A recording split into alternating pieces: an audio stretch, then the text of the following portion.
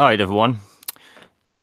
This is just a chill stream, none of that professional stuff. Just let me know in the chat if you can hear me. I'll just wait a few people to come in first.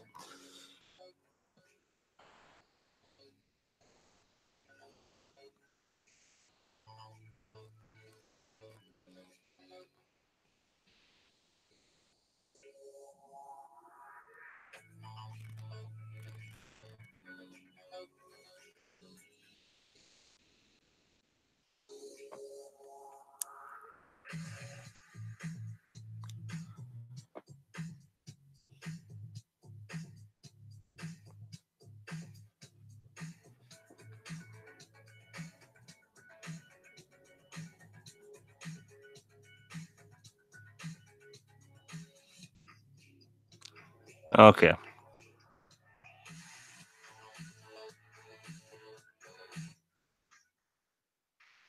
Can you hear us?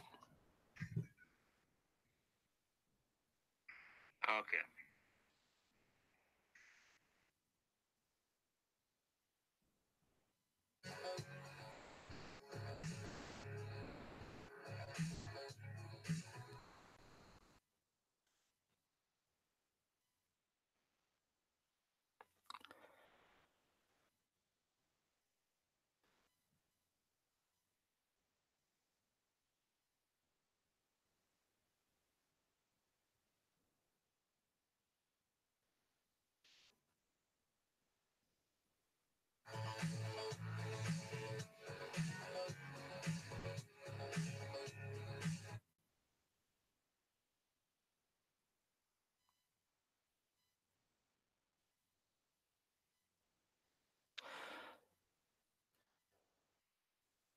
Here's the problem with streaming on Mixer, I should say, watching streams like this. There's so many people watching that I just can't handle the load, so it takes forever for just anything to happen.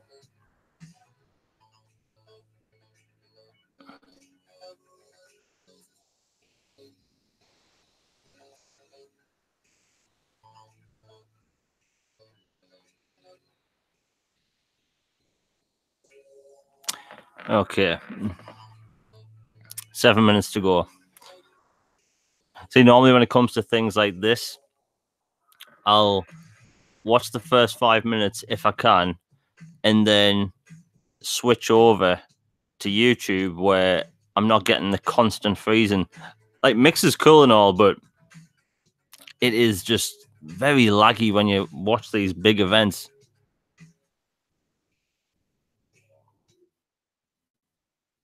And it freezes again. Yeah.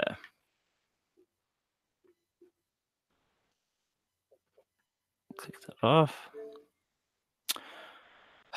E3 games. No matter what, Mixer always does this.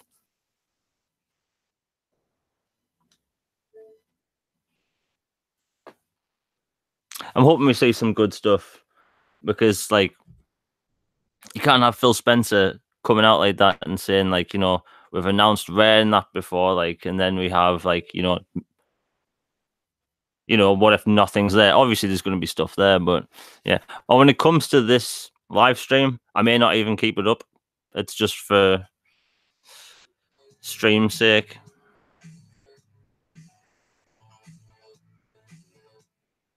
Six minutes to go.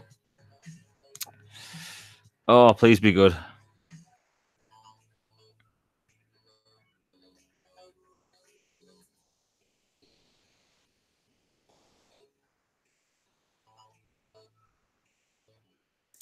Yeah, for some reason the chat isn't showing up on Hey, but it is on the YouTube app. That's the problem with it's ass backwards sometimes.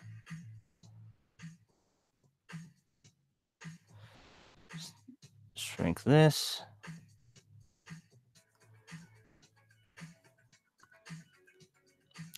I tell you what, if we get something like Mass Effect or anything like that X enhanced, I'll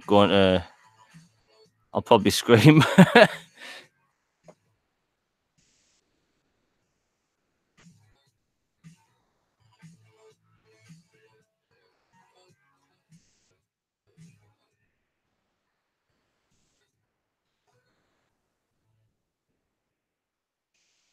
Yeah, best way to watch this probably is on YouTube.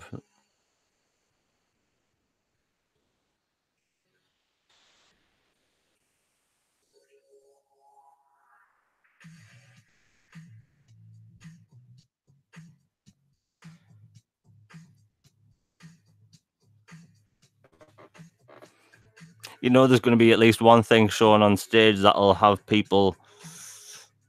Yeah, they'll show keyboard and mouse. I mean, it's made by Razer. It should look pretty good.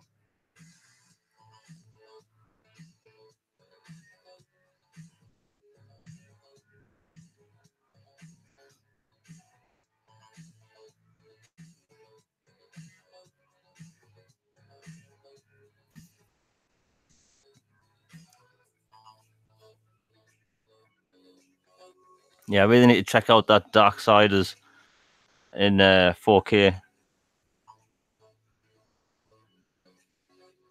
Yeah, what I normally do is claim the freebies by watching the first few minutes and then just head straight to YouTube, because at E3, maybe like 10 minutes in, my Mixer stream was just choppy as hell.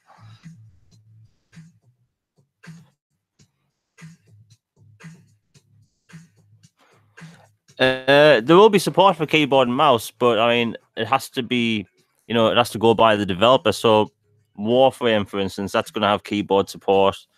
We'll probably have things like there's a bunch of turn-based strategies coming out next year, like Phoenix Point and stuff like that. Well, I'm 99% sure that we will end up getting Gears Tactics, because the majority of Gears fans are on Xbox, so you may as well. Hi, Paul Burns. I like doing these live streams, and it's not often we get to talk over like Xbox live streams that are hopefully good.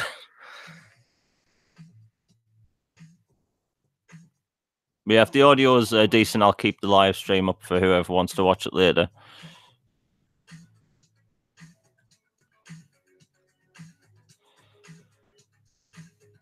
Fortnite. I'm pretty sure they said that Fortnite on both consoles will not support keyboard and mouse. Don't quote me on that, but I'm pretty sure that they said that it won't.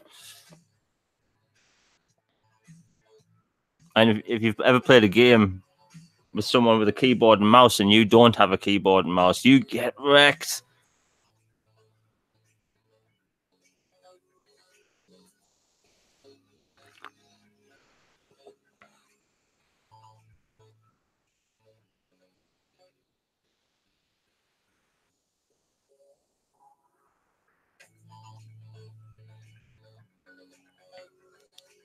It's so hard to track Twitter.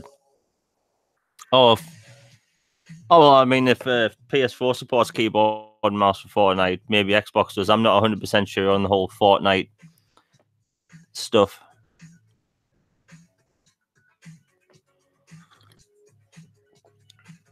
Hell, I'm terrible at Fortnite. Complete and utter turd.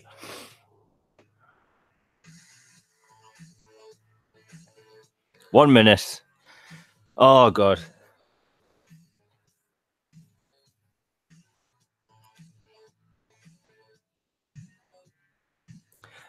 We're going to be getting something Final Fantasy / Kingdom Hearts related. We know that. Because you don't have the game producer at Square Enix, or should I say brand manager for Final Fantasy, going up to talk about Kingdom Hearts 3. That doesn't really make much sense.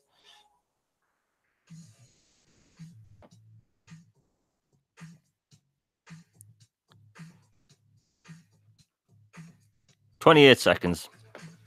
Oh, God. Just be good." You're obviously going to have to talk about updates for certain games that are already out. I'm hoping that's not all PC talk. I mean, it shouldn't all be PC talk, but at the same time, they have to, if they're announcing a keyboard for Xbox, they have to announce some games that will take advantage of it. Here we go. Be good. Please be good.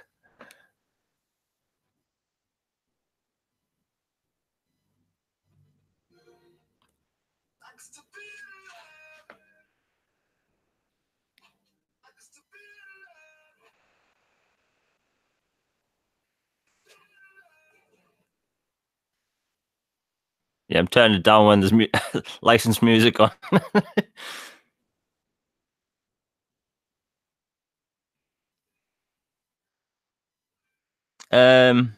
I don't think they'll mention anything to do with Scarlet. But then again, who would have thought we would have seen anything related to that at E3? It doesn't help that all week, like, everyone's either been hyping it up and then toning it down a bit. Even I've done a bit of that because, like, there's rumors from multiple different sources telling you different things, and you're like, which one could be real? Here we go.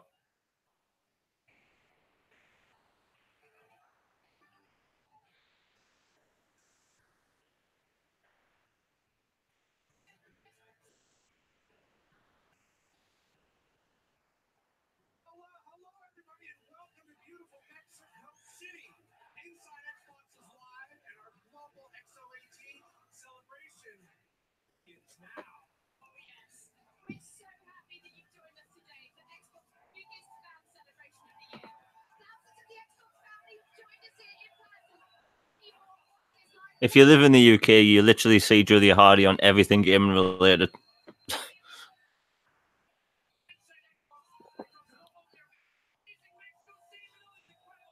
God, Mexico, they are hyped.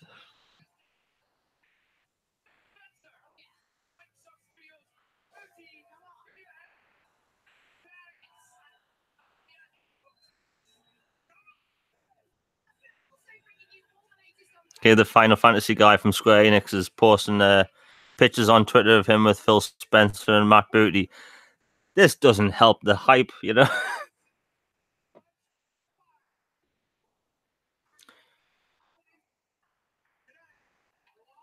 No video.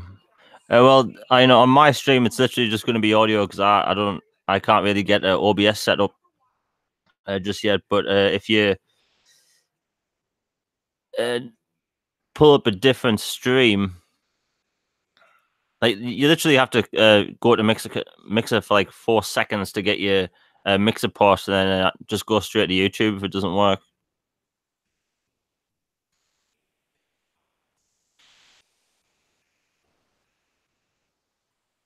Love the enthusiasm. I have to be enthusiastic because you have people all over the place trying to tear down your hype. Like, I watch every single game and event for stuff I don't even like. Like, I watch the Oculus event every year, despite the fact that I can't use VR, just because I like tech and game and stuff. I like to know what's up.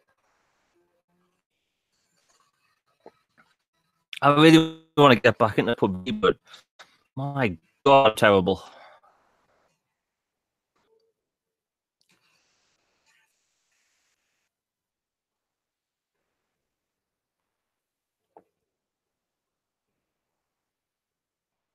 PUBG and Game Pass, that's big. That's really big.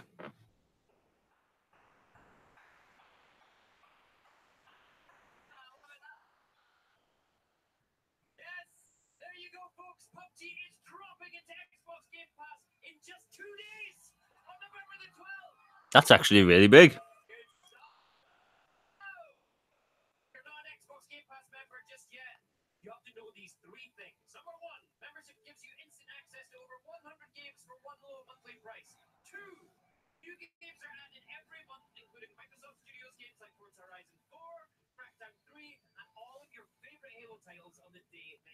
I just need to see some Crackdown goodness. Surprises. Honestly, I know it seems a bit out there. Dying Light 2. I need to see what that actually looks like with, like, zombies walking around, because they kind of stayed away from that at E3. And Dying Light was incredible game.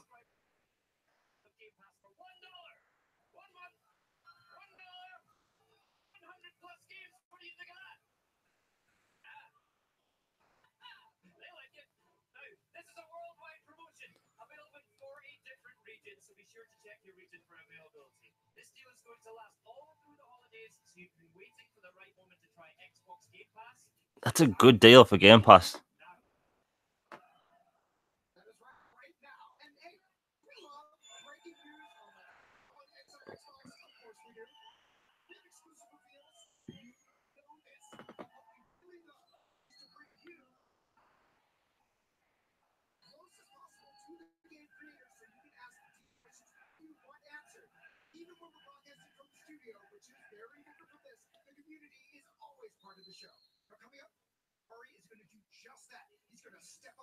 Is that character on the wall behind him with the headphones? Is that someone on Jet Set Radio? Hmm.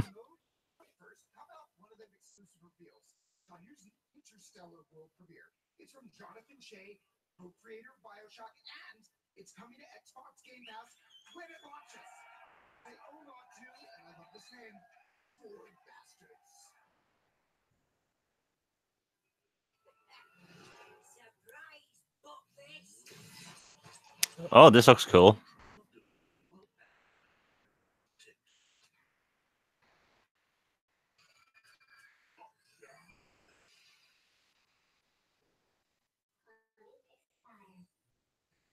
This is sci-fi, so it immediately gets some attention from me.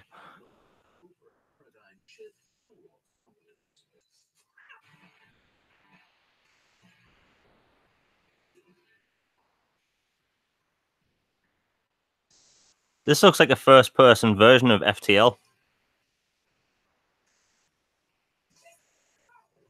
Or Out There, that's what it was called.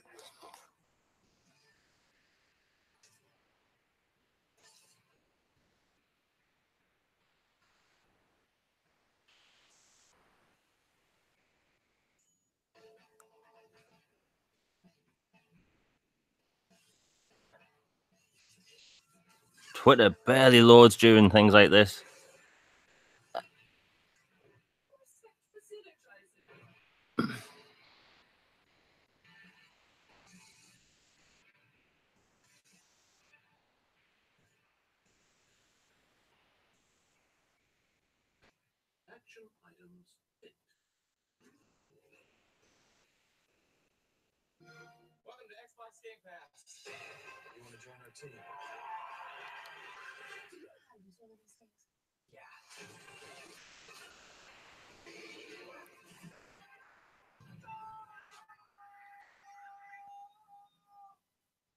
I know I didn't exactly keep it quiet about it, but like I'm really hoping we see some Halo Reach at the MCC. Like that needs to happen.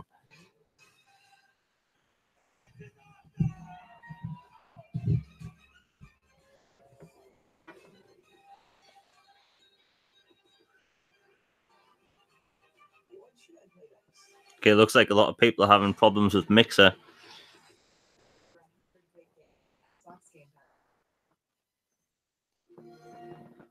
Join now and get your first month for $1.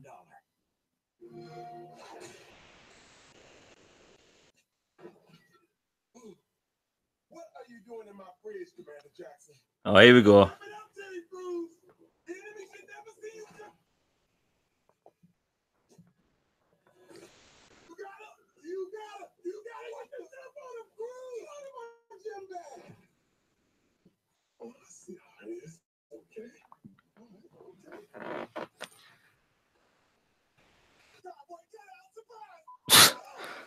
If they showed us Crackdown this early on, they must have some stuff for later.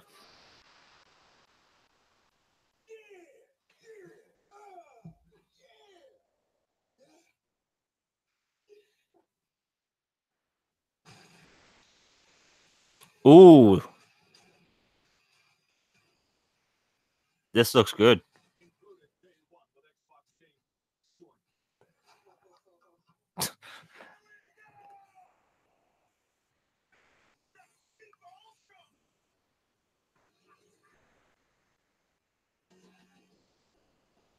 Okay, finally we're going to get some info about it.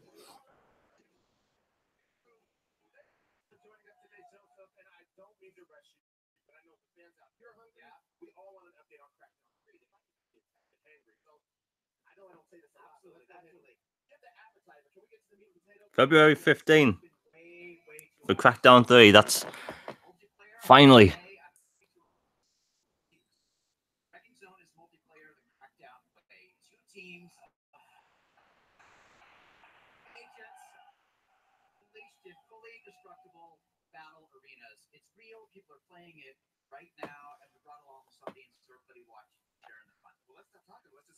Oh, let's see this.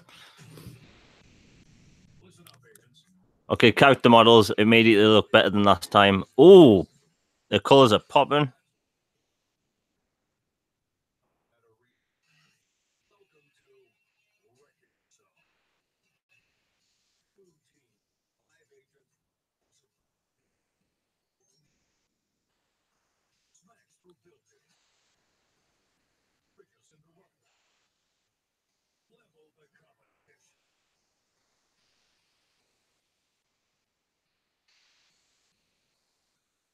It's pretty much a superhero game.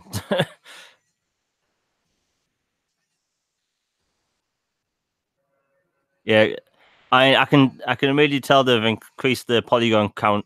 The HDR is actually working this time. February 15th.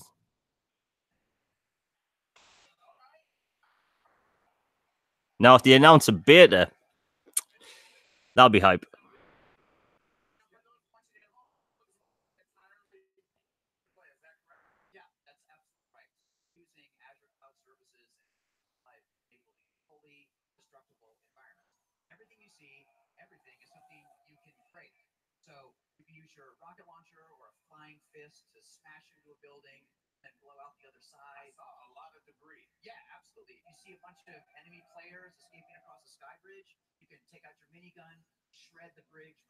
That looked really good.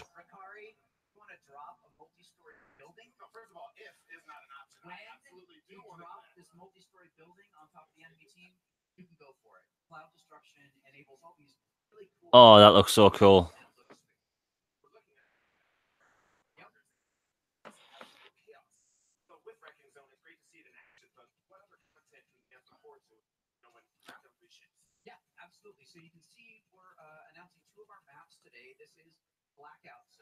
Okay, so that's good. We're getting multiple maps. I thought we were just getting one small style city, so that's good.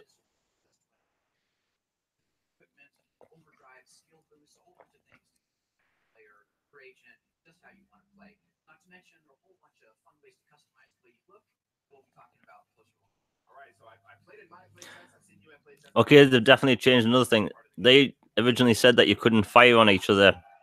This was like years ago, but it's good now. It's actually proper PvP.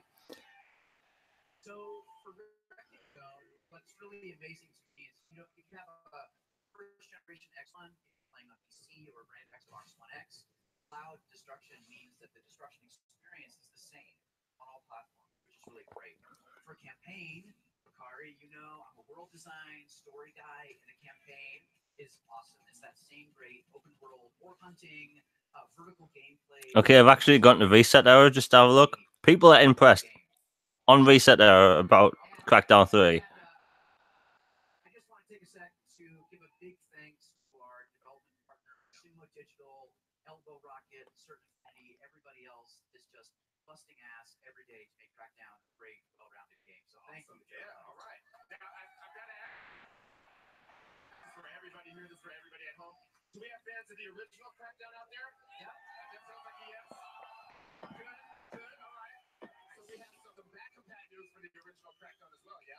Oh, back on Pat.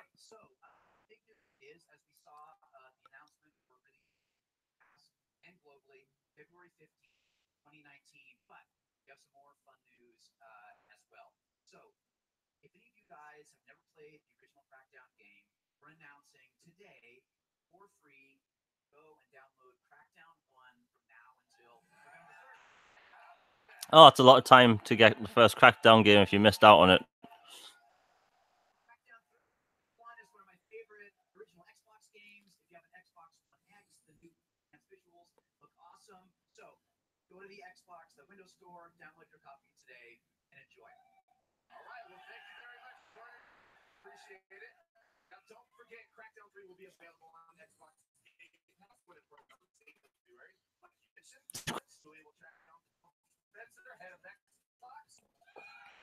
Also, we are getting some Just Cause as well.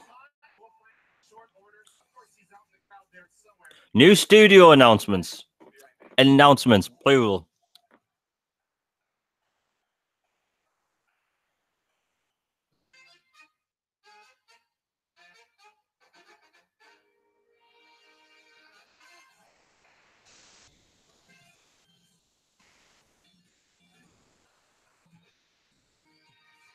Okay, I'm getting pretty hyped.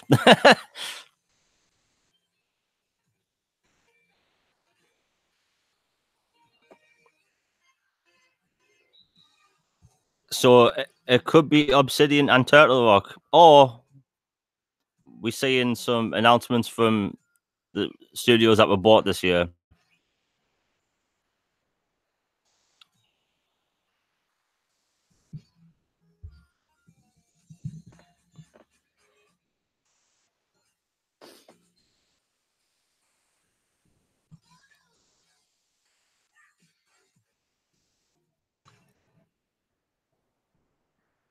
Well, February 15, that's good for Crackdown. I mean, that's going to give people time to go through that a bit. And then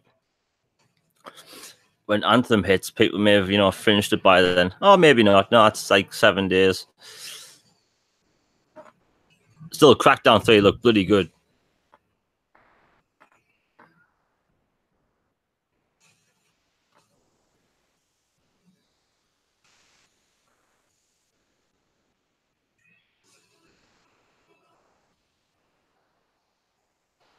Battlefield 5 played actually really good in the beta. The only problem with Battlefield 1, I think you can get it right now for Games with Gold, is that it's filled to brim with snipers. Snipers all over the place. If you go on any of the wider conquest focus maps, it's just snipers.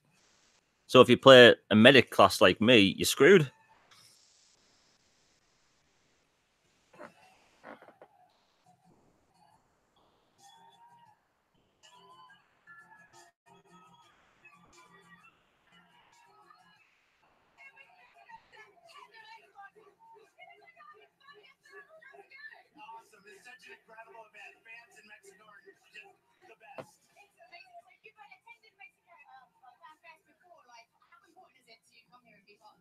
Mexico is a huge market for us. We launched the first time here in 2002. It was our 4th fan fest in a row. I mean, just look at the energy here. It's such a great place. I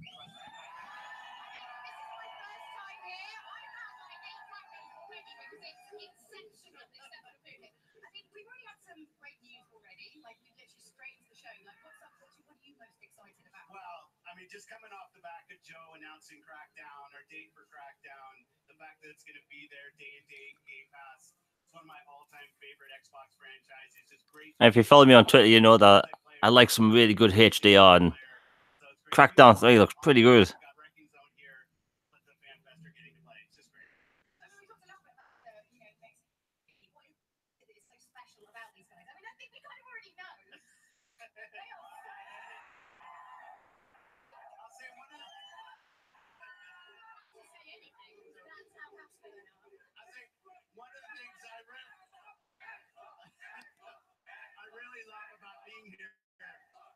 Families that are here. Here we see parents with their kids. It's gaming is such just an activity that brings people together. Never would have thought that like Xbox was like that big in Mexico, but apparently it is.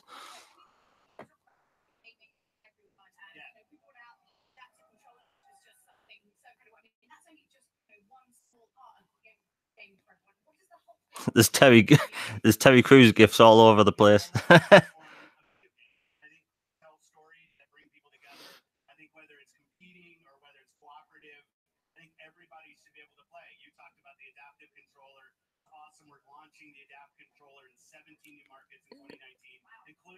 That's studio announcements, as in like new ones. Like, it would be really cool if they got Moon Studios.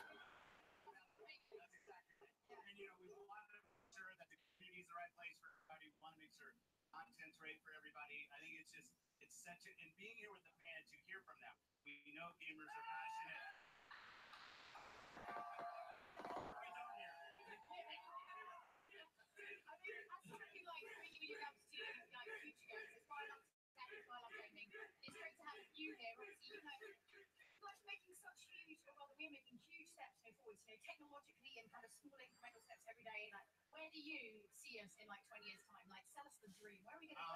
I love that. I mean, you think about for us when we started on this journey a few years ago, we said we want to make sure we've got the largest library of games for people to play. So we did things like backward compatibility. We did some work on our platform and our services, brought Mixer in. People told me, I want better hardware. We went out and did S. We went out and did X, the most powerful console in the world, something we're committed to in the future. And we wanted to bring all gamers together regardless of what platform they're on. So we've been talking about cross-play, cross-progression.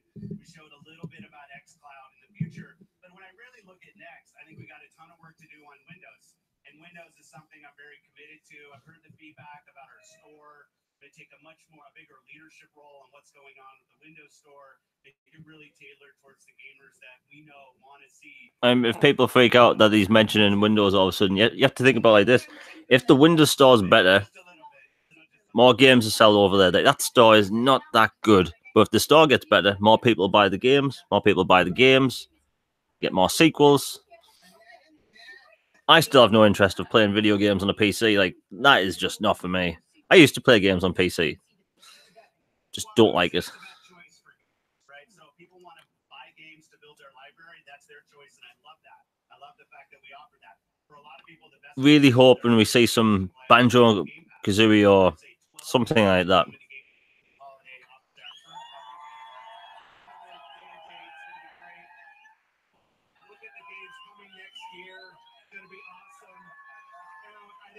It gives gamers the choice about where they want to play and how they want to play and how they want to build their library. And we've got millions of subscribers now, and it's just great to see people choosing to play new games and finding new ways to discover interesting talent. Yeah, and kind of mixing up the genres as well. You might be like well into shooters, but actually like, oh hey, it's not going to cost me anything. I'll just have a little dabble with that. That's the best thing. Like what we see when people get into Game Pass is they actually play more games. They actually buy more games, which maybe seems counterintuitive. They try genres of games that they don't normally play. Like we watch that when we see what people are playing. I think it's just been a great thing for the creative community. We want as many kinds of games to be successful as possible.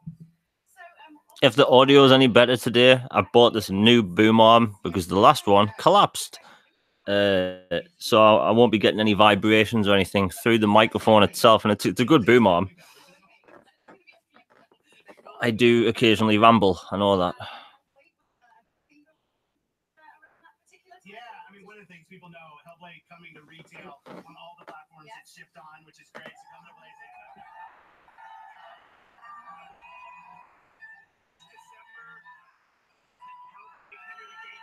Oh, Hellblade, Game Pass, that's cool. It's a game that rated, I think everybody should play, tells an important story from a studio that we obviously love. And you talk about studios that we bring in, it's about that cultural fit from us. We have something to add to the studio, and it's really fun to not only see what Ninja Theory's done in the past, but to look forward to next year and things that might come. And then some that they'll link into studios, maybe? Yeah, I think we have Matt Booty on the show at the end, maybe to announce a couple of new things. They teasing multiple studios all over the place. It's happening. If Obsidian's there, go to one of those forums and just watch fire.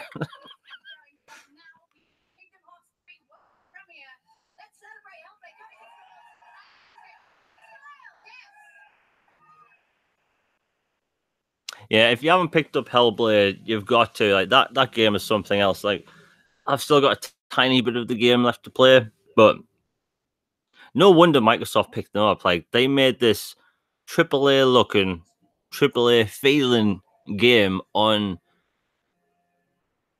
like $10 million or something. Like that's nothing for this type of game. Matt Booty going to steal the show. Yeah, I can see him doing that. And think about it, we haven't really heard much from Matt Booty since he like got his current job. So this could be a big showing for him because like if he comes out and say Obsidian, that's a mic drop moment.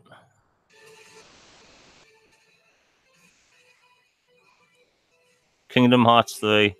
They have to announce that we're getting the. And that's me turning the volume down so I don't get the strike. Kingdom Hearts 3 looks really good.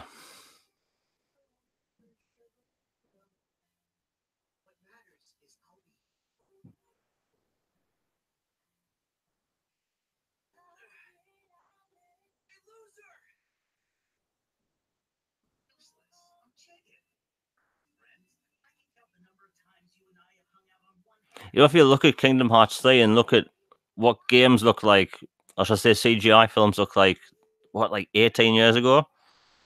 Like, we've came a long way. Like, this could easily be a Pixar film.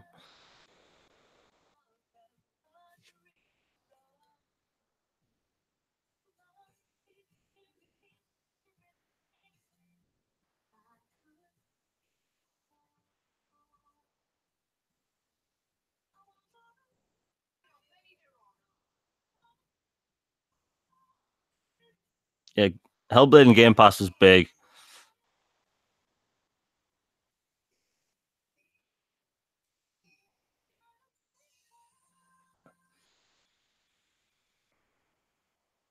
Well, everyone on Twitter is collectively losing their shit because of the multiple studios announcement. Okay, we're getting Kingdom Hearts news. This could be the announcement of the previous games. This could be it.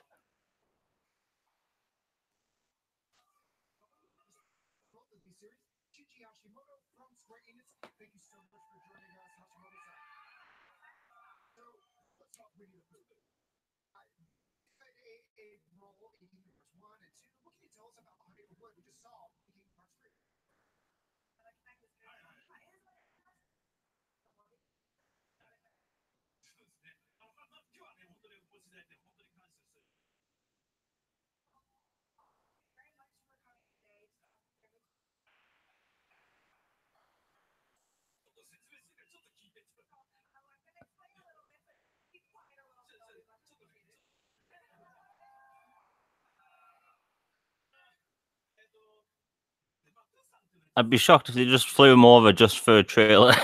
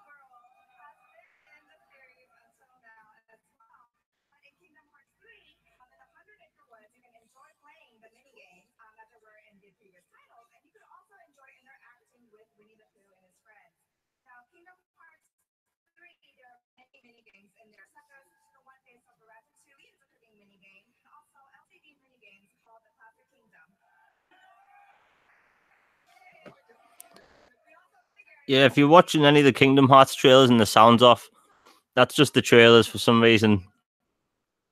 The trailers sounds are just messed up. But when they've had gameplay playing live, it's actually decent.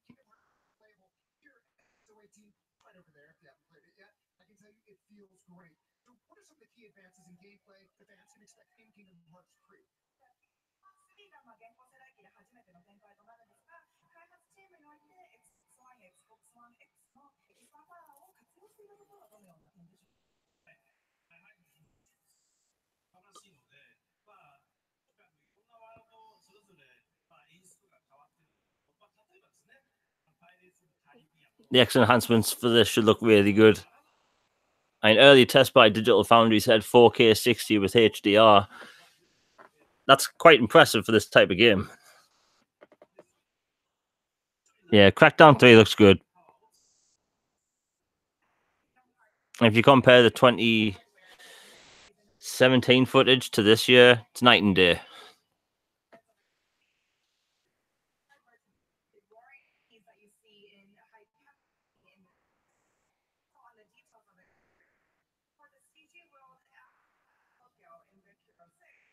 optimized hardware of the vast city and the high buildings that you can't jump off from. So all the verticality in the world utilizes that new hardware. That's really awesome to hear because this is the first Kingdom Hearts of this generation, and well, of course, the first one on Xbox. I can't wait to see what it looks like on Xbox One X. Now, because Kingdom Hearts is new to Xbox, I thought it would be interesting for all of us here to share how Square Enix and Disney first came together to collaborate on the original title. I heard Elevator was involved.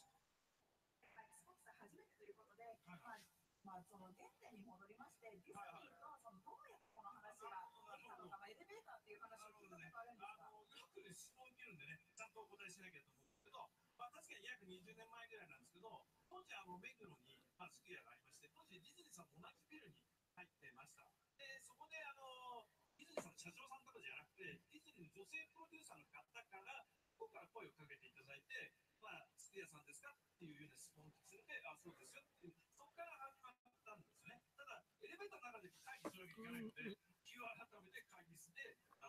I actually quite like that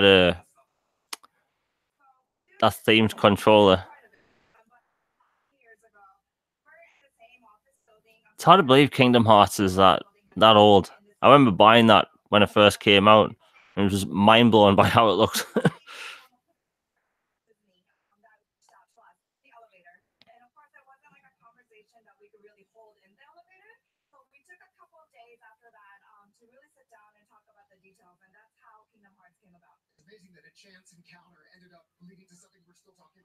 A lot of people seem surprised by the Crackdown 3 release date. I mean, there's no way they were going to push that anymore. And plus, from what we saw, it looked pretty complete.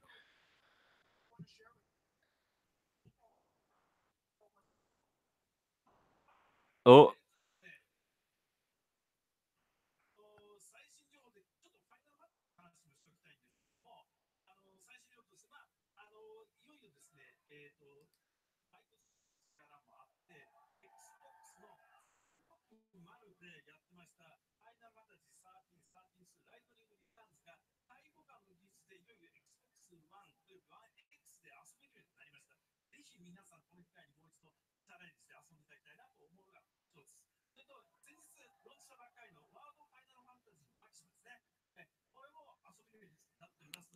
Yeah, people on air are actually saying that the whole Hellblade and Game Pass thing's a rip-off.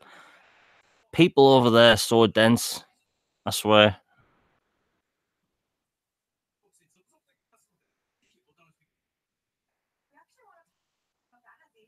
Oh, Final Fantasy news.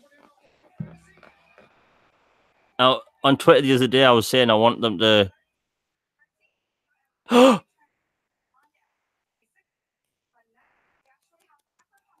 Yes! That was a bit loud. Finally, Final Fantasy 7. It's not 7, 13.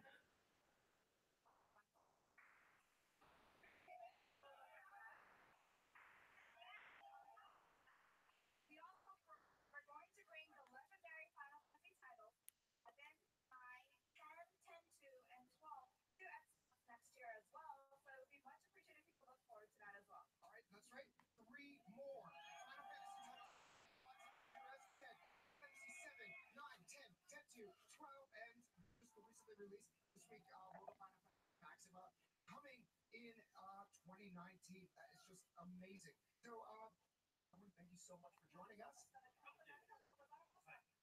Sorry, is there anything I can encourage?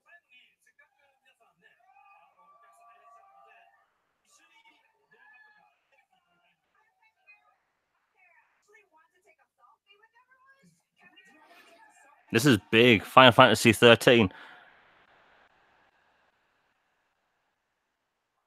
Oh, I'm gonna have to pick up the other two games now. I didn't. I think it's because there's like 1,000 messages going right now. When he said Final Fantasy 7, I did hear him say X. I'm not entirely sure. I'm gonna have to go back again and have a look.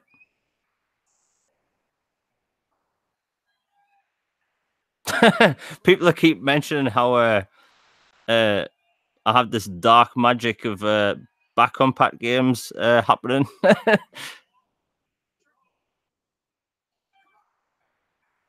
Yeah, a lot of people have been wanting Final Fantasy 13 back on Pat. I do think that we will get. There'll be a remaster next year. There's been so many small teasers on like different, forums and stuff. Who cares about Final Fantasy 13? A lot of people care about Final Fantasy 13.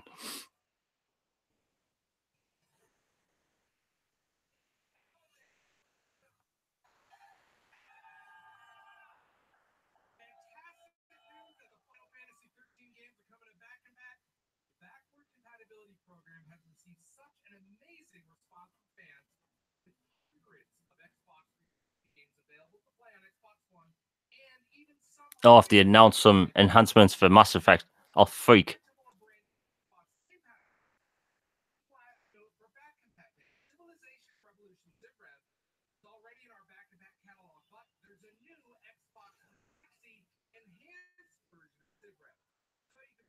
Civ Rev X Enhanced. Well, that's not exactly Mass Effect.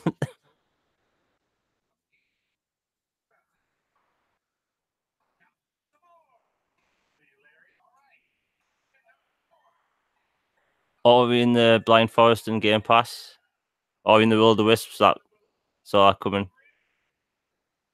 Thief of Thieves Season 1. That sounds vaguely familiar.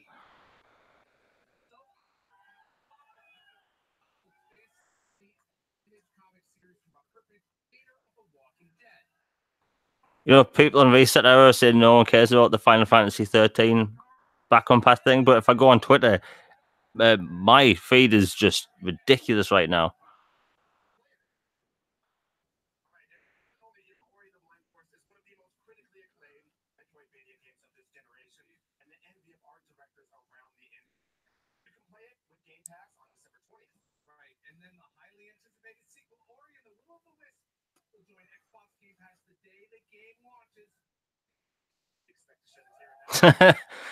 Someone just tweeted us in. I think Jamie just passed out.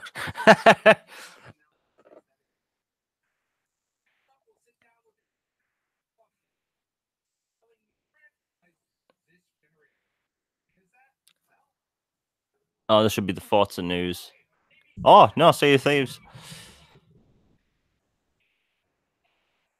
Yeah, Ori release date. All I'm keep finding out online is just 2019.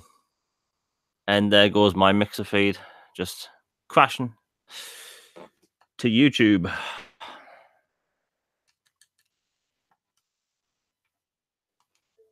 And that's a bit more reliable.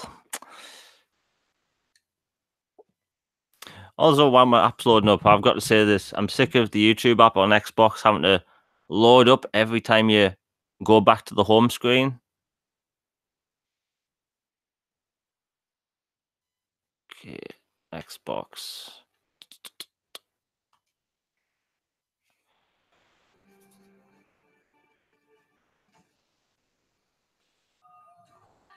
Yep, months ago I was saying Sea of Thieves needed a PvP mode. Good that's actually happening.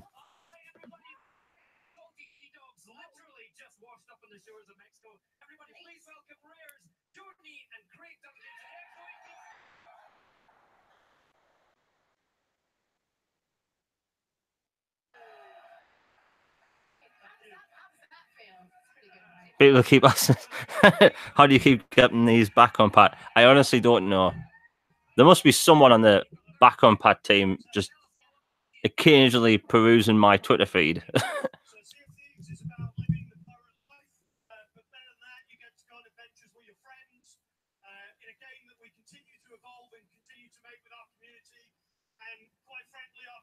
Is one of the most incredible, creative, amazing, welcoming communities in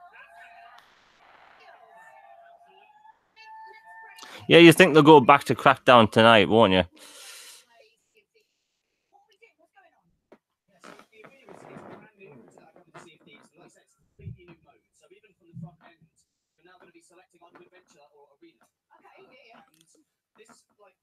Arena for Sea of Thieves was much needed, like.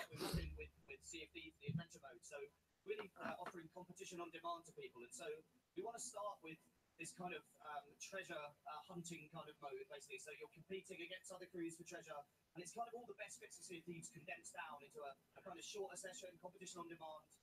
It's real crazy. Yeah, I'm gonna go on Amazon quick to see how much those Final Fantasy games are, because I only have the first 13 one.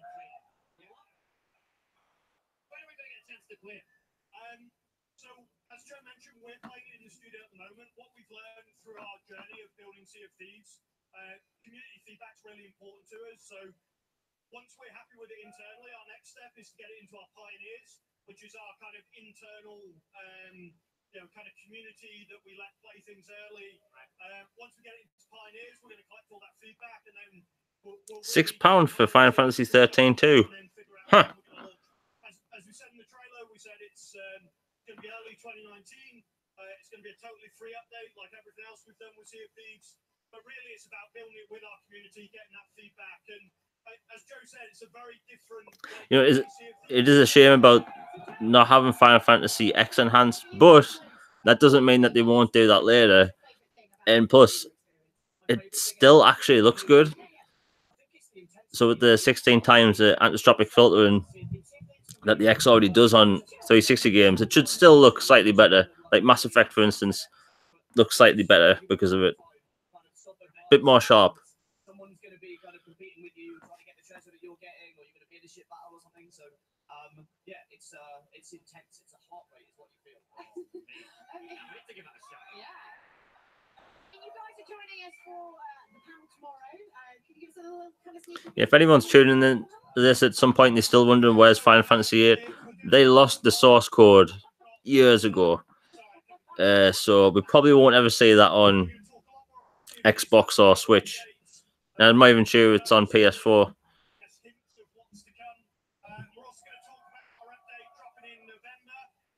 Which is Shrouded Spoils. So we'll give a bit more information about what's coming in that tomorrow. Amazing. Well, guys, thank you so much for joining us. Thanks for joining us. Thank you. Tomorrow. All right, Mexico. Thank you, Mexico. Yay! I bet you've always wanted to say that. Okay,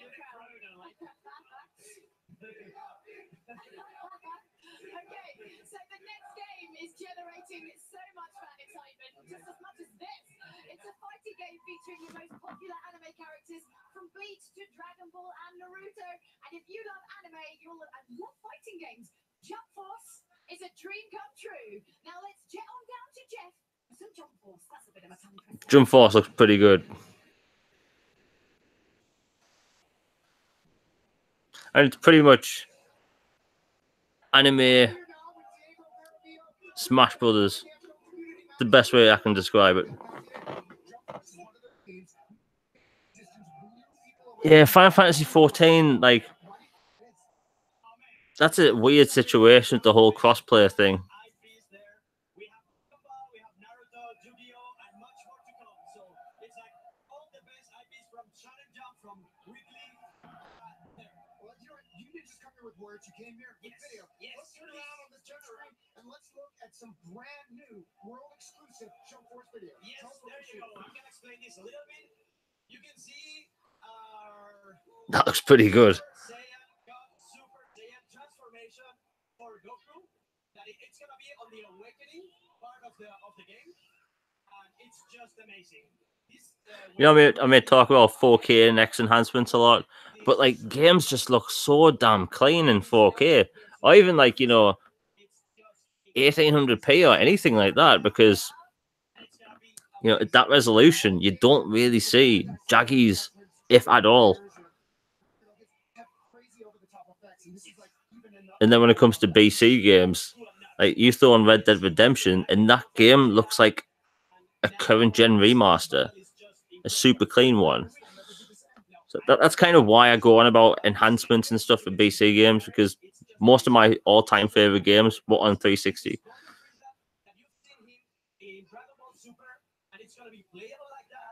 In Jump Force. So the battles are gonna be just out of this world.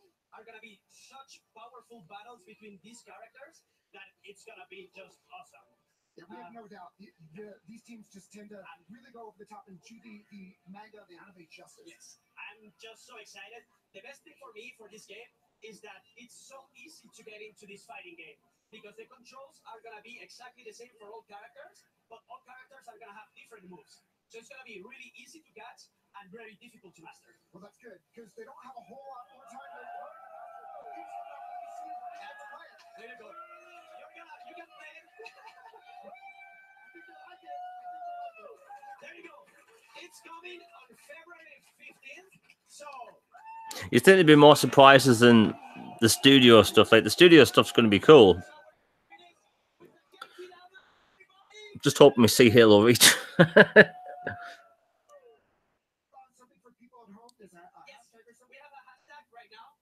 So please take your favorite picture around the Fan Fest and with the hashtag Jump Force Fan Fest. Just upload that picture and we're gonna give some surprises to you. We're gonna put them on our social media channels, the best ones, and after I'm gonna give some surprises to everyone. I think this guy, he brings surprises. And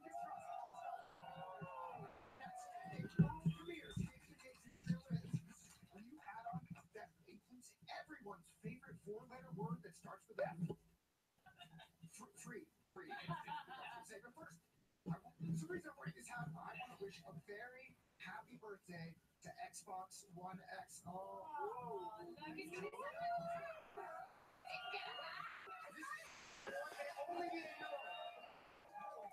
Can't believe it's been a year since that thing released. Exactly. Like someone here who actually brought his entire console just to play Red Dead Redemption 2 and also not come to dinner with us because he's playing the game. You say that like there's anything wrong with that? Yeah, this stream isn't meant to be like a review or anything. It's just me literally chilling watching it. Got the Mexico, here's Omen, got the hat, and now you have an Xbox One X. So please enjoy that. It's the holiday season. Xbox One X announced games, things like Battlefield 5, Assassin's Creed Odyssey, Forza Horizon 4, Fallout 76, Call of Duty Black Ops 4, and of course, Red Dead Redemption 2. All of the it just keeps getting better.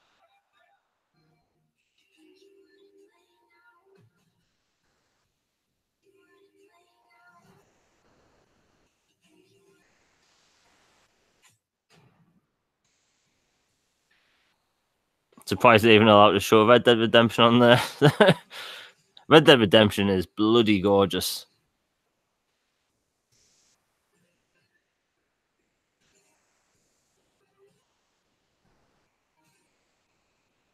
Well, there's still an hour and 10 minutes to go, so they must have some stuff left.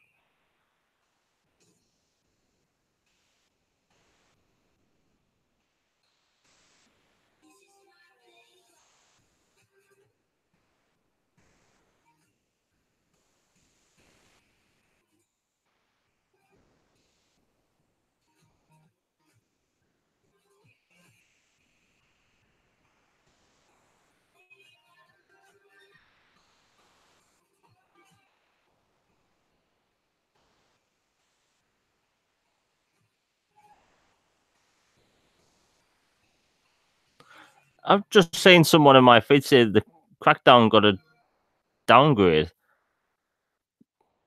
Can people not simply compare what they saw last year to this year? It's night and day.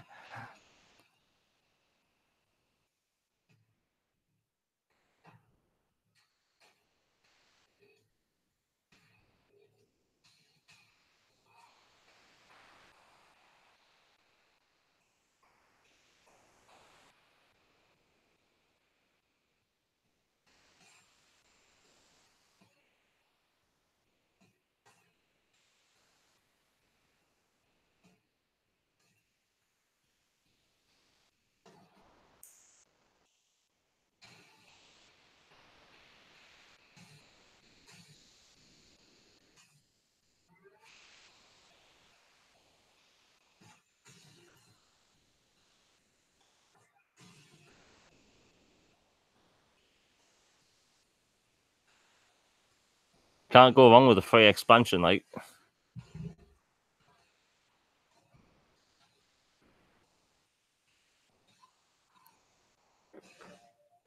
Be into zombie games, like probably give that a go. All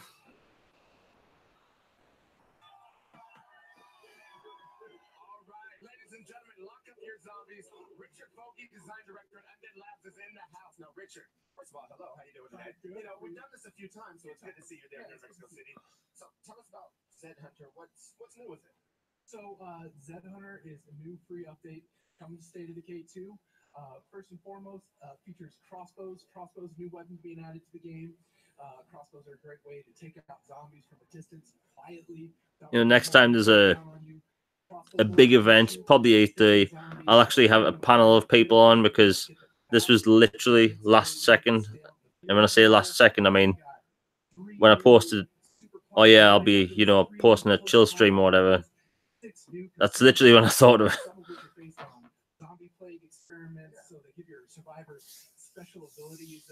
That game really did need a crossbow. All zombie games need a crossbow. See in the dark, they're harder for zombies to detect. All right, well, you're talking a lot about survivors. We should get more Crackdown though, because that what we saw was good, but it wasn't enough. Yeah. Do I get to, access this amazing arsenal that you've created? This amazing. For those of you that don't know at home, I am actually in State of Decay 2, so I'm super happy to hear this, by the way. All right, so what I want to know is, how has the game evolved since launch? Yeah, I'm seeing multiple people in my feed mention Splinter Cell. Even I thought Splinter Cell would be here, but like, we've had rumors non-stop since 2016. I'm thinking that's probably just going to be a VGA thing now. Because what are the odds that not Microsoft, Ubisoft is going to come to Mexico to announce something on the Xbox stage? Like, it's not like how it was on the 360. One of the things that we've heard a lot is that people are looking for new ways to challenge themselves in State of Decay 2. So they asked for it. We're coming with an answer for it. I was going to say, what's next? What's next? So we've got a free update plan for early 2019. All right. That's going to allow players to experience new challenges, new ways of surviving with their communities. You can experience that content with your existing communities. With your own communities, regardless, 2019, it's going to get a lot harder to survive in the apocalypse. All right, well, I'm looking forward to it. State of Decay could get more difficult. That's the last thing I need, because I'm terrible at it. We've got something special planned. We want fans to be ready to return to Trouble Valley in 2019. Go check out State of Decay. All right, well, now, how about a world premiere where you surf on top of cars and tornadoes? Oh, Just Cause. These games are crazy, but they're a bunch of fun.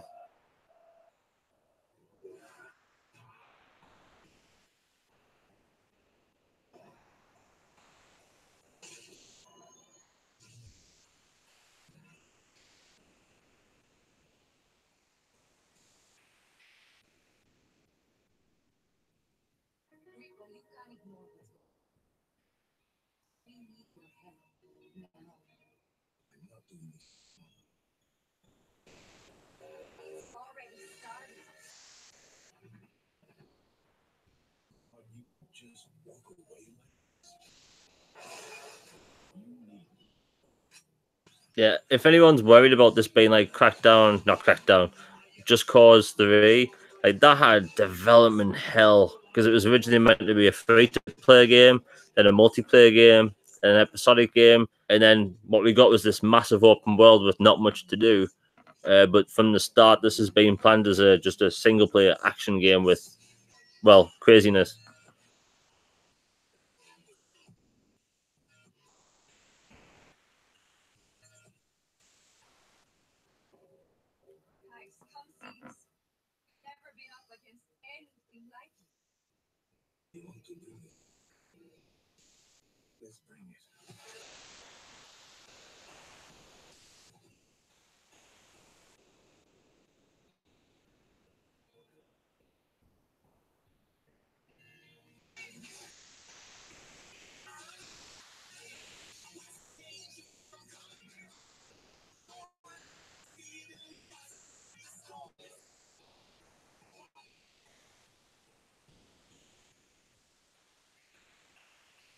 Holy shit. Okay, I missed this. This is huge. Final Fantasy 13, 13.2, and 13, I should say Lightning Returns, is X enhanced. Francesco, that's amazing. Allow me to Francesco Antonini from Square Enix. That was the low keyest announcement I've ever seen for an X enhancement. So thanks, Kiz Okami. I'm bad at pronouncing names, by the way, on Twitter for letting me know that. That is awesome. Insane action. How does the new one compare? It just keep that bar, it breaks it, and it put even higher. Right. I mean, I have played every single game, and every game I'm like, I can do that. I can do that. It's like I say, it's the game that just says yes. Can you do that? Yes, you can. Yeah, if you want a crazy game with just like balls to the wall action, like these games are just weird because of the crazy physics in them, but like the amount of toys in the new one, you can like literally make a flying tank. Like, how can that not be good?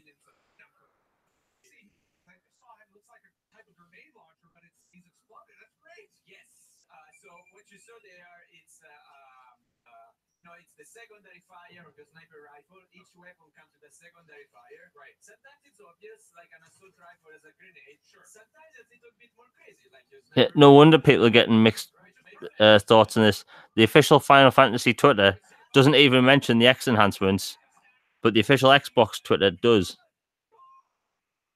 That looks fantastic. Now the game, it's really grown over the past years. And tell me about the evolution of what you've seen gamers want. Exactly that. Actually, we just go straight with this little experiment of having the retractability controllable on the grappling hook. Right. And that was part of, overall evolution of the grappling hook. If this is the X version, I'll say this: it looks way better than Just Cause 3. And we said, what if we give players the ability to interact with the physics in the world, with the grappling? They were not. Yep. And that Final Fantasy games are X enhanced. Oof. Now he just pulled down a jet here, and now he's using the grappling hook to jump in because that's the way you roll. Oh yeah, of course. Right. I mean, this looks amazing. It's so there's a lot more vehicles and a lot more obviously destructibility, of course. But tell us a little bit about some of the new vehicles. I tell you what, the Final Fantasy games in 4K, those are gonna look delicious. The accent on it, giving you vehicles you can use to have fun with. Right. Like for example, you got an industrial crane as a telescopic car. Of course, you can use it as a crane. You can build wrecking balls with it. Right. But I love to use the telescopic crane to actually punch things. Right. It has this type of mentality. Right. So, and what I've noticed in Just Cause universe is every tool has multiple things you can do with it, right? Your imagination is your limit. What we say, our motto is, if you think you can pull that off, then you should be able to pull I'll it off. probably just buy Final Fantasy 13 games. I mean, the big games, I own, like, when that come out? 2009, I think. That came out during a time when I was bit by the Call of Duty bug. So I put like 12 hours into Final Fantasy 13. Freaking loved it. And then just like all my mates stopped playing Call of Duty, and then next thing I know, like Call of Duty back in 2008, 9 or whatever, really hurt my gamer score. But those 3 games should look really nice. It looks fantastic. Cannot wait. Thanks, Francesco, so much. Thanks, Thanks, Mario. Thanks, guys. The Xbox One is enhanced Just Cause 4 on December 4th. Makes a terrific gift for the adrenaline junkie in your life. Now, the holiday season isn't just about wish lists and gifts. The most important part is giving to others. Let's see how you can be part of the giving back for the holiday. That sounds.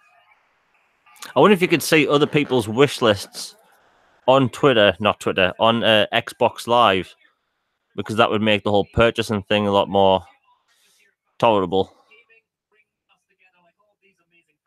Yeah, 13.2, and then the third one's called Lightning Returns, Final Fantasy 13. So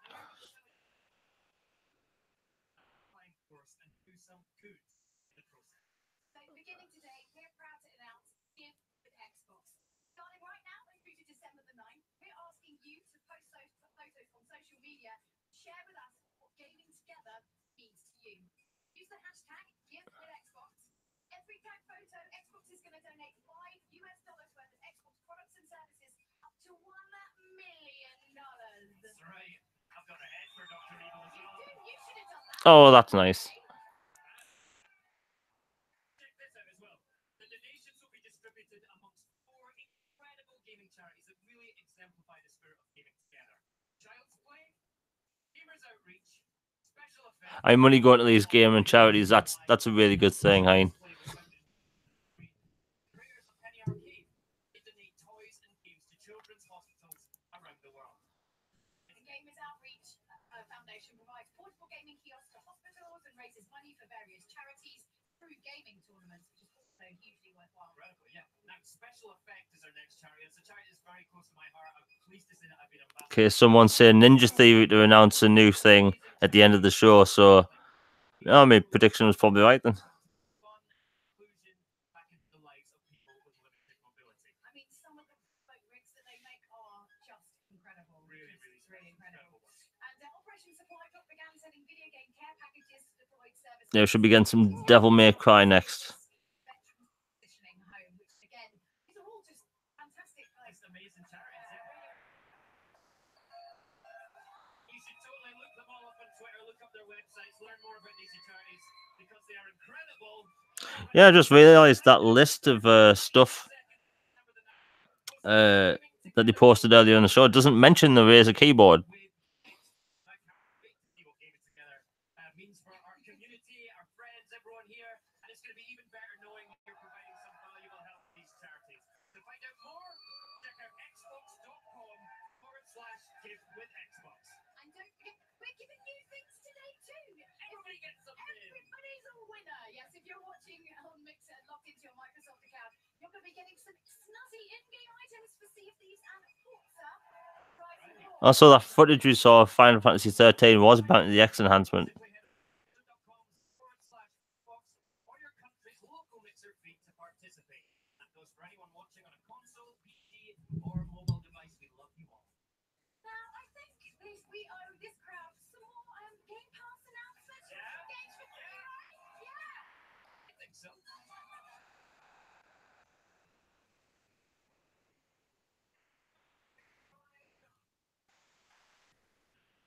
All right, good call, Julia. Let's keep the giving going with some more great Xbox games. You can't possibly be announcing Minecraft for Game Pass. That thing makes bank every month. But hell, it would be good for it.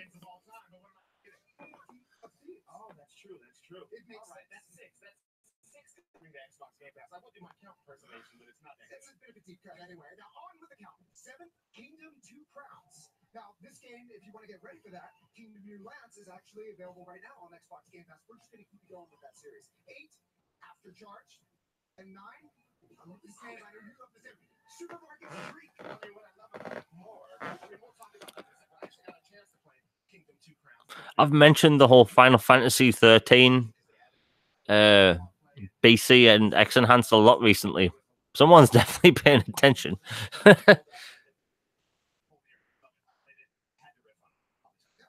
this is why you're here. And don't forget, Kingdom 2 Crowns hits in mid-December. All right, now, After Charge is a 3-on-3 multiplayer game in which the enemy is invisible. I love the name of the so real art. Oh, yeah, how do you do that? How do you find an enemy that's invisible? But it looks really different now. After Charge arrives in January 2019. And you're going to be all covered with Game Pass. And Supermarket Shriek, it looks like it's just a blast to play. You and your goat. Not the greatest of all time. Right, Right? right. There's a lot of goat games out there. You yell to propel your grocery cart through the store, and I mean, like, who thought of this? I'm good with it, but who thought of this? Anyway, it's coming in 2019, and it will hit Game Pass on release day. We get our hands on release day. I love that when it happens. Now, remember, if you haven't tried Xbox Game Pass yet, you can get your first month for just $1. There's going to be I buy that for $1 somewhere. someone. We knew you're really just going. It's free association, and the good part is there's an equivalent deal in like 40 countries. Now you asked who would do something like that with Supermarket Street, but you know it freaks me out in a good way. But I know who it is, right? It's Swery, yeah. Swery. No, it's Swery, definitely. Yeah. Now, in just a moment, this guy here. No, it's Graham, actually. Yeah. By Helen Chang, studio head of Minecraft. But first, Devil May Cry 5 made waves at E3 with its commitment to returning the franchise's roots with slick, stylish action. And we had a chance to meet the legend behind Devil May Cry 5's Electric Rebirth and get a sneak peek at some new jaw-dropping abilities in the process. This should look really good. You saw us at E3 in Los Angeles when we announced the release of Devil May Cry 5. Then we did a deeper dive into what this game is all about at Gamescom in Germany. The Devil Breakers are the new system for Nero, and there's all kinds of different moves that you can do with the Devil Breakers that you couldn't do before in Devil May Cry 4. And now, we want to bring you to our backyard in Osaka, Japan, where we plan to show you some features that the public has heard about but never seen. We're also going to get inside the mind of the brilliant man behind the game, Itano-san. Since coming to Capcom in 1994, he's been the driving force behind some of our most beloved series. Games like Street Fighter Alpha, Star Gladiator, Rival Schools. And Itano is known for applying that fighting game knowledge to the action-adventure genre, with games like Dragon's Dogma and, of course, Devil May Cry. But first, we're hanging out in Osaka. It's known as a city that's highly supportive of the arts. So it's no surprise that Capcom's Osaka-based headquarters is like a magnet, attracting a talent pool of highly creative people. Speaking of creative, we're meeting some colleagues from Capcom at a local izakaya. Itano-san likes to encourage colleagues to exchange ideas and think outside the box. Yeah, if I can get the OBS working next time, I'll have the actual stream itself playing it in the background.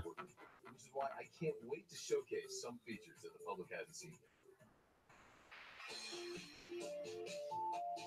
When you enter the Capcom studios, it's obvious that it's all about gaming here. On this bustling floor, Itano-san works alongside his colleagues. And sometimes, he games with us. For gamers who aren't familiar with the Devil May Cry series, the name of the game is Style. It's a combat-heavy game where players are rewarded by stringing together stylized attacks while avoiding damage. Varying up your attacks is key to raising your style rank.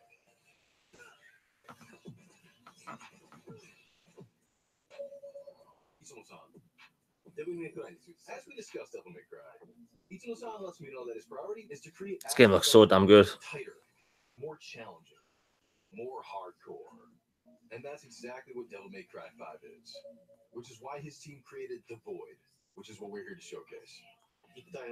Yeah, just a warning for people, there's a really fake Kingdom Hearts It's a place where someone who's new to the image going around Xbox related. Just don't believe it. And hone their style. Another cool thing about The Void is that it gives you options. Turn your enemy's damage off to practice combos for prolonged periods of time. With damage on, you can see how much damage different moves and combos inflict. See, that's something Devil May Cry needs, especially for newer players, the training mode. Of course, there are the Devil Breakers. Itano shows me the unlimited Devil Breakers option, allowing you to practice without losing your Devil Breaker. That looks good. Looks really good. Devil Breaker loadout that you could preset, and then you'll be able to switch between them on the fly.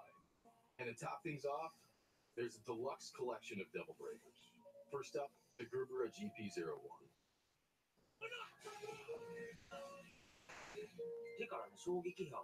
If you're already familiar with the game, you know the standard Gerbera uses shockwaves to repel projectiles and send the enemy flying. The Gerbera GP01 takes away the ability to repel projectiles, but it adds movement options. You can make Nero shoot up into the air, or if he's already in the air, he'll shoot down to the ground. Next, the Pasta Breaker. Why pasta? Itano-san was thinking, what if Nico, that's her, was just cobbling something together with stuff she had lying around. She saw this fork, she's thinking, he needs to eat, and so the Pasta Breaker was born. And even The though it's Pasta not much of a Breaker. fighting tool, this is the only Devil Breaker that allows you to cycle your remaining Devil Breakers. So it could be of help strategically. Well, you could say it's definitely quirky. Itano-san takes us out of the void and into gameplay. Meet Sweet Surrender. It's the only Devil Breaker that has the ability to heal. You can see it healing while in battle. If you pull off a breakage move, you can recover 3 bars of health instantaneously. I was really hoping we get that Mass Effect Trilogy X enhanced. Bloody hell. This Devil Breaker was inspired by Mega Man. Ichigo-san figured, if Nero can change his arms, it's almost a given that we should have Mega Man's arm in the game. Ichigo-san shows us how Nero's poses and Yeah, do you know what's weird? as a kind of nod to Mega Man. Didn't the official Xbox account 2 days ago say that there was going to be Sunset Overdrive mentioned and stuff? This is one thing I love about Japanese game developers is they put all this love into really fine details. So there you have it, the Void, a place where you can experiment, practice your combo. That should be good because I'm terrible at games that require you to do combos and stuff. Tackling his idea of a seriously hardcore game. Yeah, Devil May Cry looks really good.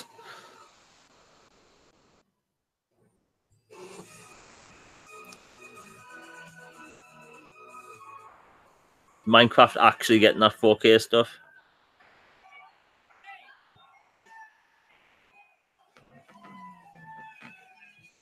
Because people that saw it at E3, like Tim Dog, they said like it looks really good in 4K. Devil May Cry 5 at the Game Awards on December the 6th, so be sure to tune in there. Jeff Keighley was just for you, mate. Got you. Right now, we're thrilled to be joined by Helen Chang, studio head of Minecraft, as well as John and Gonzalo from Pixel Heads to discuss Minecraft Marketplace and more. Welcome, Helen. Now, you're a veteran Xboxer, right? This is the very first time we bought you an Xbox. It is. Like Minecraft ain't for everyone, but they promised us that 4K stuff a long time ago. Excited to be here in Mexico City. Before I took my role leading the Minecraft studio, I've been lucky enough to work on Xbox for many, many years. And I love coming out to see the community and feeling the passion from our fans. And there's a lot of passion in this room today. I can feel it. So, Helen, you have a dream job, right? How has it been going so far? Well, 2018 has been a huge year for Minecraft. Last month, we announced a new record for Minecraft. 91 million people playing Minecraft every month. That's incredible. So we're really excited about that continued growth leading into our 10-year anniversary. But we know even with that growth that we can't stand still. We are always looking at ways to grow Minecraft. And so at Minecon Earth, we previewed Minecraft Dungeons, our next new game. That's right, yeah. Minecraft Dungeons, what do you think? I'm so excited about it. I loved it when I saw the video for Minecraft Dungeons, but just please set my mind at ease. Just because you're working on other games within the Minecraft universe, you'll still be updating Minecraft itself, right? Of course, Of course you are, yes. Not only are we bringing an update in the spring to the Minecraft villages, but we're also releasing new content on the Minecraft Marketplace every single week. So our community is incredibly creative, and through the Minecraft Marketplace, we've been able to change their or empower their love of Cars in Minecraft. career. That's right. Huh. So today, we're really excited to have Pixel Heads here on the stage with us to share their experience. All right, everybody give up for John and Gonzalo from Pixel Heads. Welcome. And tell us, how did you two start working together, and what kind of things do you do in Pixel Heads? I always love to play Minecraft, so I feel like something's missing. Yeah. I need to spam and create more. What I don't get about the Kingdom Hearts stuff is that a lot of people want those previous games on Xbox, and they're going to release 3 on Xbox in January, and then they keep saying if that does well, they'll release the previous games, and it's just such a backwards way of thinking. Like, yeah, they're going to include a long video that keeps you up to date and what happened, but that's just not going to work. My website, Gonzalo, he submitted the best content. So when the marketplace was announced, it was obvious I had to team up with him. Right. And we created Pixel Heads, and so far it's been going great. And he's in Argentina, and I'm in Sweden, and it's been going really good. This is one of the things I love so much about Minecraft is that it brings people together all around the world in this amazing community. Now, John, you've got some brand new stuff that came out just an hour ago, right? Tell us about that. Right. It's called Luxury Life, and it's a really cool world where you can explore mansions, drive speed, lights. Okay, that's pretty cool. I haven't played Minecraft in like a year and a half. Just something you can just relax to. So I'm very excited to finally release it, and I hope you guys will play it as well. So, look at that. I can finally live the kind of life I feel like I deserve. This is fantastic. Thank you both. Now, you're both going to be on a panel tomorrow. Gonzalo, are you excited about that? Yeah, it is. It's going to be great. All right, so make sure you tune into the Minecraft panel tomorrow. Tune into mixer.com/Xbox at 5 p.m. Eastern Time. Julia's going to be hosting that, so it's going to be a ton of fun, and it's going to be awesome. Now, Helen, before we go, I believe you have something fun and also incredibly cute to share with us. I do. So earlier we talked about how at Minecraft we want to continue to bring updates to our players. So I'm excited to share our latest and our cutest game update coming. Cats and pandas! You know, I think at this point you have to really realize that if you're watching an Xbox presser or something, you just have to understand that Minecraft's a thing. That thing makes like $1 billion a year. Like, they ain't gonna be quiet about that anytime soon, are they? A nap off the likes of which had never been seen. To the winner, the jungle. To the loser, exile. The two had been napping for an extraordinarily long time, when, at the very same moment the sun began to rise, so did two pairs of opposing eyelids. It was impossibly, contestably, closer than close. But the sheep called the nap off for the pandas, which didn't sit well with the cats, who accused the pandas of going into hibernation mode, not nap mode. The feud was on. As time passed, they kept their distance.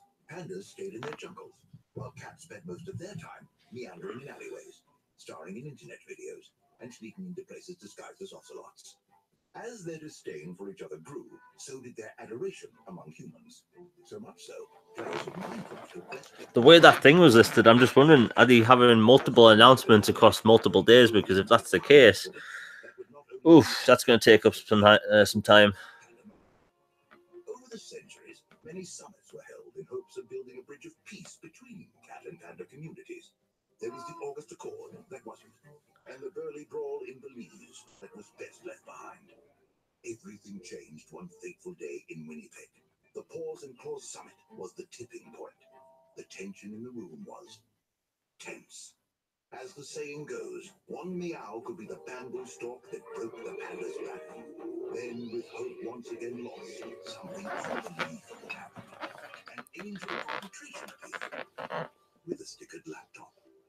She was a game developer, there to show them a world where cats and pandas... Yeah, if you happen to hear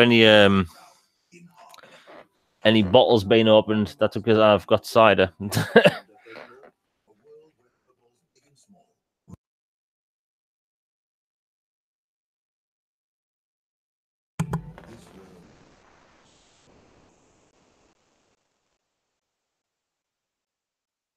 Then the rising sound of a meow and growl that hadn't been meowed and growled for hundreds of... Two blocky light bulbs went off at the same time. If cats and pandas can coexist in Minecraft, they could coexist anywhere. It's a little known fact that sometimes facts get... Okay, this is going on a little long. A little fiction helps ensure the future's bright when cats and pandas are megabytes.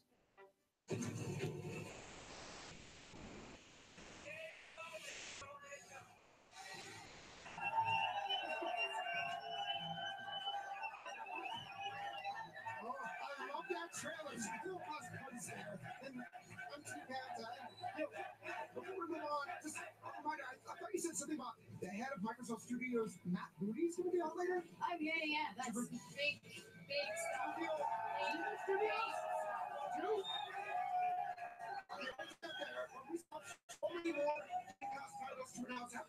not so fun.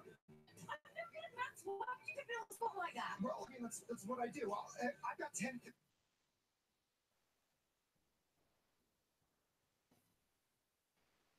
Okay, the YouTube feed's messing up now.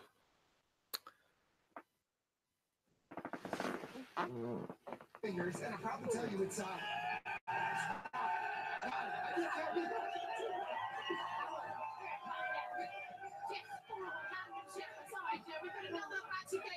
Number 10 is Mutant Year Zero, Road to Eden.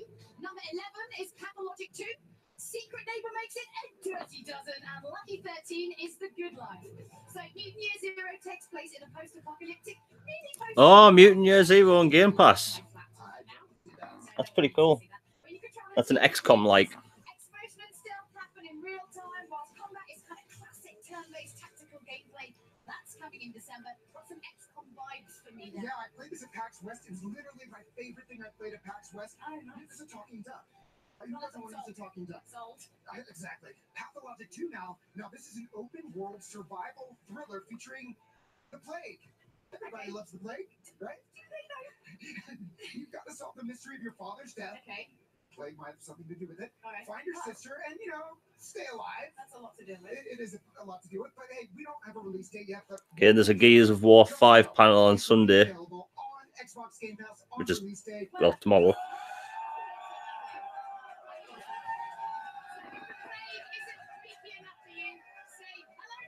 To Secret Neighbor, a multiplayer social horror game set in the Hello Neighbor universe. Secret Neighbor will come to Game Pass when it releases. Of course it will. Of course it will. It is pretty creepy, actually. And finally, The Good Life. Now, this is a game. Okay.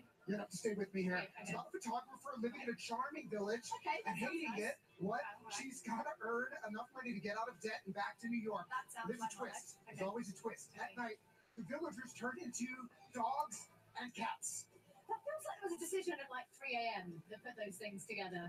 Dogs and cats have a pretty good life. I mean, but why do the neighbors? I feel like we just need to play it. Maybe it explains itself. It is a game we have to play. I know I'm intrigued. Yeah. Okay. All right, so now connecting with fans here, you all has been amazing. Okay, the top 10 trending in the UK is filled with Xbox announcements. Crackdown 3 is trending number 4 in the UK. I think a lot of people just like what they saw.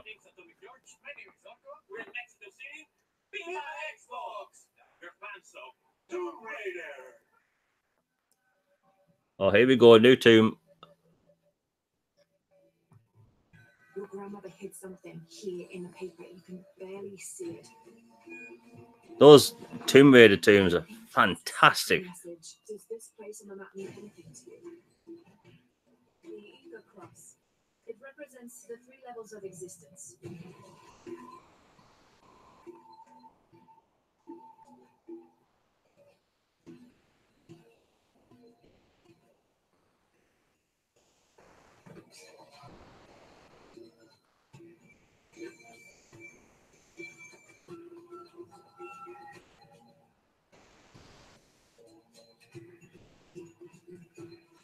It was a forge, but something more as well.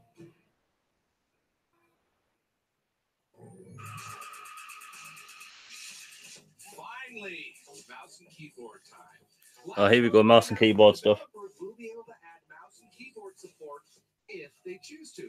Of course, you asked what games will be supporting the feature, and we've got 14 titles to announce. 14 keyboard and mouse games. Kick it off with Bomber Crew. War has never been so cute. Bomber Crew. Warface, it's free to play now, and since it's from Crytek, you know it looks good. How about Children of Morta? This roguelike was a hit at GDC and is coming to Xbox One. Another game we saw at GDC coming to Xbox One is Minion Master. We're looking forward to this one. Oh, it's so good. Next up, we've got Daisy. Now, this shooter, it's already enhanced for Xbox. Daisy, yeah, that kind of needs a mouse and keyboard the way that is. And then they just keep improving it. Strange Brigade. This is a personal favorite of Jeff and mine. We love this co-op shooter. Instead, I've discovered keyboard and mouse support. Deep Rock Galactic, the 4-player cooperative game, is an Xbox Play Anywhere title. Warhammer Vermintide 2. Yeah, it's good to do this. A lot of these games, they don't. There's not really going to be much of a competitive edge on these co-op games. Okay. Wargroove. Looking forward to this colorful strategy game launching. I know you are. Yeah, it looks a lot like Advanced Wars, which has been my all-time favorites. Vigor, we announced this at E3. This is a survival shooter that's currently an Xbox game preview, and we know it'll work with keyboard and mouse support. Next up, we've got War Thunder. This one just went free to play on Xbox One. Yeah, this one looks really cool. And X018 Defense. Mouse and keyboard support is going to be right at home with this game's tower defense elements. Okay, so it looks like all the games will also have controller support as well. So for people that were worried, that should calm them down a bit. Oh, Fortnite is getting keyboard and mouse support. Started with Fortnite Mobile, and now with keyboard and mouse support, you have more options for input than ever. You might be wondering about fairness as you queue up to play with your squad. If you queue up with keyboard and mouse, you will be matched up against other players on keyboard and mouse. This is a part of our input-based matchmaking we implemented. Okay, the keyboard and mouse stuff wasn't mentioned in that list they showed earlier on in the show, so potentially there could be more stuff.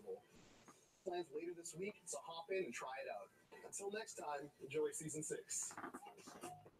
Always great to have Mooney on the show talking about Fortnite and awesome news for Fortnite fans. Are you going to do that? No, it's just my note. Okay.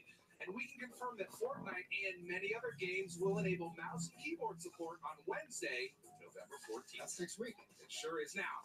The games are exciting, but I'm also fired up about the hardware. Oh yeah, let's see the new hardware. You can take your standard USB keyboard and mouse, plug it in, and have it work. But it's my pleasure to announce today that Razer is our exclusive partner for design for Xbox mice and keyboards. That means they're designed from the ground up for gaming on Xbox One and Windows 10. Okay, I'm really interested to see what this keyboard looks like. Dynamic lighting features. This is a pretty cool feature. So the way it works is it allows developers to build keyboard and lighting effects directly into their games. In fact, two games we just mentioned, X018 Defense and Warhammer Vermintide 2, are implementing Xbox dynamic lighting, and we expect many more to enable this feature. So how's it work? Yeah. So, for example, imagine someone in your party is downed in Vermintide 2. This happens a lot. Yeah. So your keyboard could flash red to alert you. Likewise, X018 could represent health bars by lighting up a row of different keys. How cool would that be? That is very cool. Check out this from your good friend Min at Razer. Hi, I'm Min, CEO of Razer. Okay, here we go. We are the global leaders in gaming keyboards and mice. And today, we're working closely together with the Xbox team to bring our expertise to the Xbox One console. And here's what makes it really special. It's the world's first wireless mechanical keyboard and mouse. Wireless mechanical keyboard and mouse. For the Xbox One and Windows PCs to reinvent gaming on the couch. We'll share all the details with you in January at CES. Oh, damn, January. Why? There you have it, mouse and keyboard fans. Happy holidays! In a minute, things are going to get rad with Chris Charla and all things I Need Xbox. But first, here's a pre-order worthy of putting on your holiday wish list. The Metro Exodus Spark Collector's Edition. Metro Exodus Collector's Edition.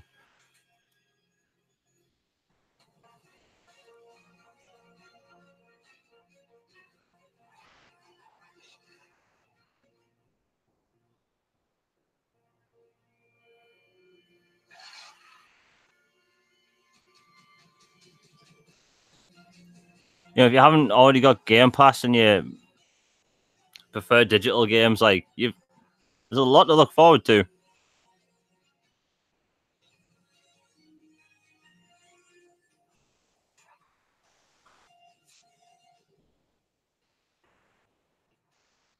Okay, so by the looks of things, it looks like we could get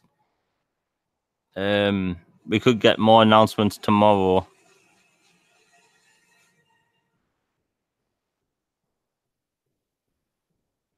Hmm.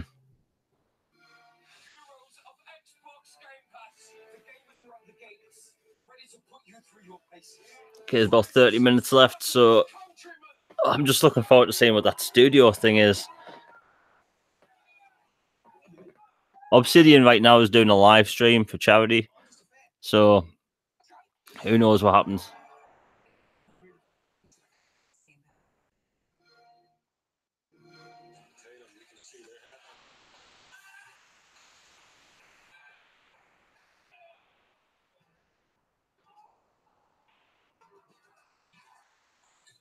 One thing I'm surprised to see is that there's a lot of hype because of the Final Fantasy 13 Trilogy X Enhanced.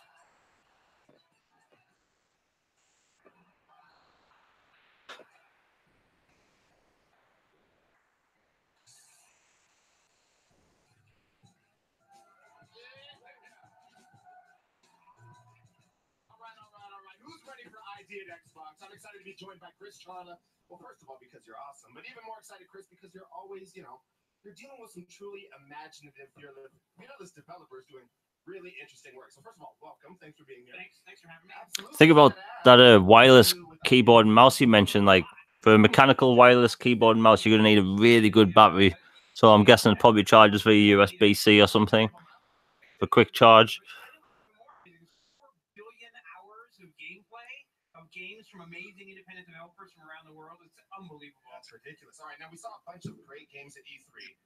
I need to know what's happening with those. A lot. So I think we've got some stuff to show. And so first up, we've got After Party. That Spartan edition though looks really nice. Super cool game.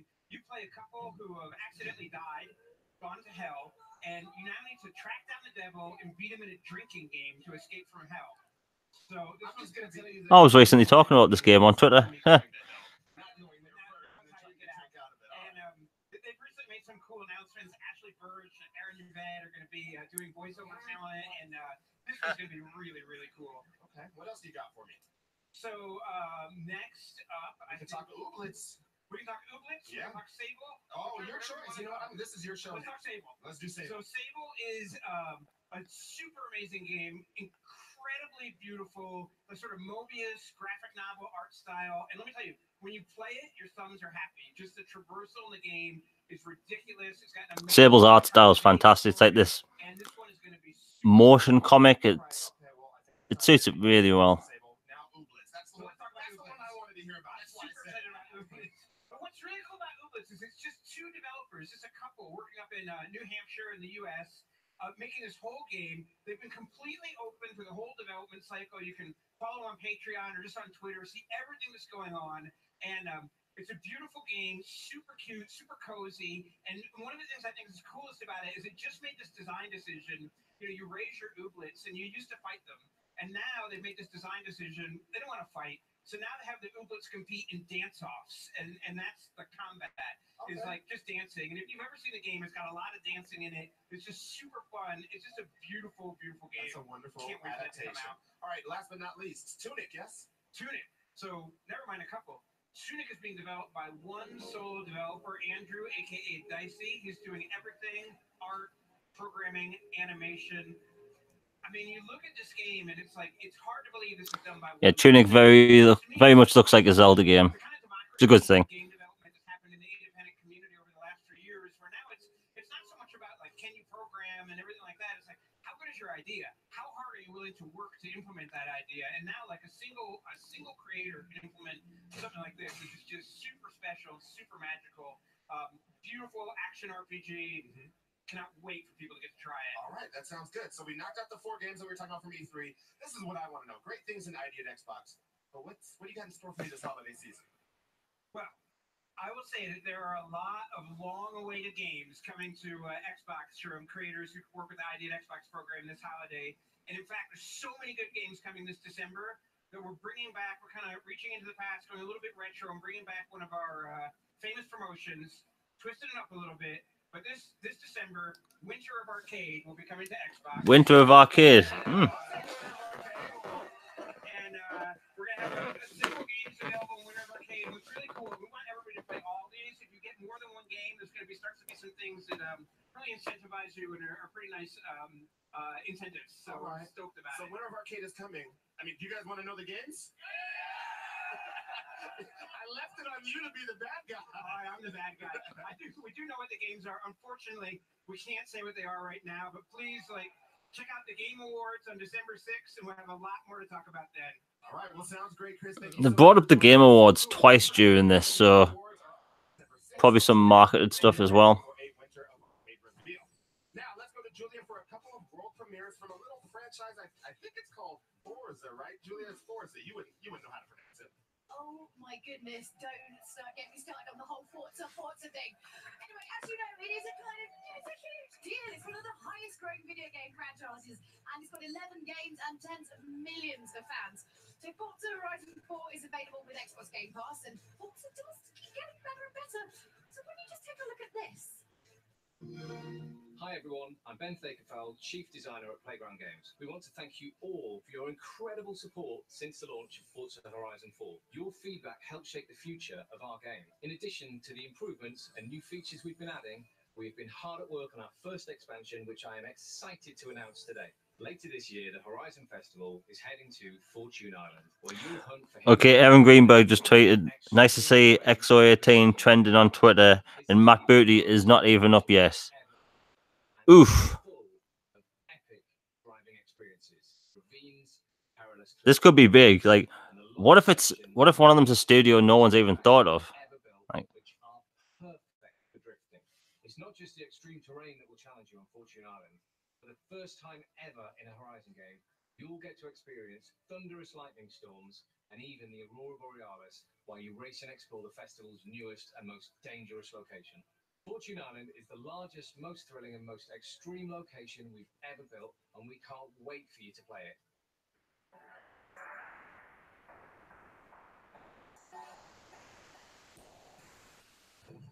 this place looks good.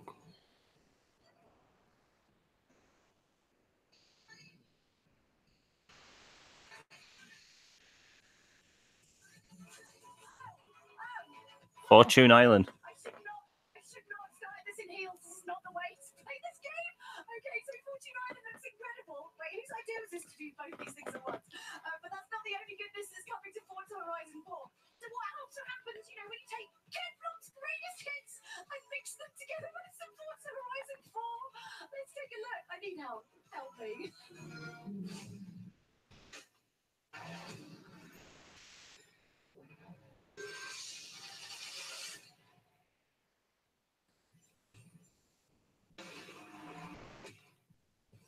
Like, I'm not even the biggest racing game guy, and the Forza Horizon games are bloody incredible. You can just relax to them.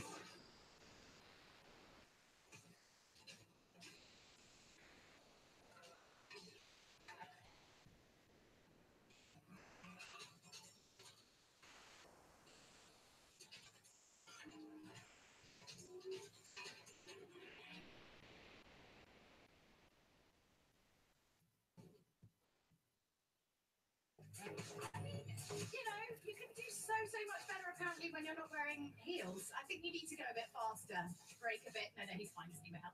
Anyway, they say 4 changes everything, and now 4 is changing too. So don't go anywhere. Microsoft Studios head Matt Booty is just a few minutes away, and we can't wait to hear who's going to be joining the Xbox fam. But first up, Jeff and Greg are going to be introducing even more titles to Xbox Game Pass. The way they talk, and it does sound like multiple studios.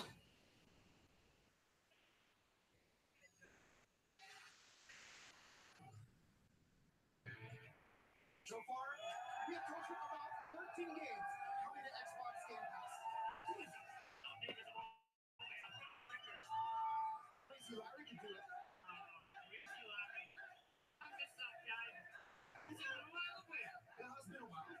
Anyway, before Jeff can double dog dare me to list all the games, let's take a look at the final batch. Number 14 is Agents of Mayhem. 15 is MXGP3. Agents of Mayhem, that's good. Got a lot of hate. It's actually a pretty fun game. Did you know about Agents of Mayhem? Because I do. Mayhem stands for Multinational Agency Hunting Evil Masterminds. In this game, you choose a team of 3 agents to, you know, like hunt evil masterminds. Now, it's actually set in the Saints Row universe, and you can imagine a beautiful marriage of that. I'm just looking forward to seeing what. There's going to be some sort of reaction from whatever happens. Mayhem stands for in this game. Well, I didn't know. Glad you did, and you did your research. But now, MXGP3, that is the official motocross game from Square Enix. If you're into dirt bikes and you want a game that's very fun and ultra realistic, this is your jam. Right. Dirt for life.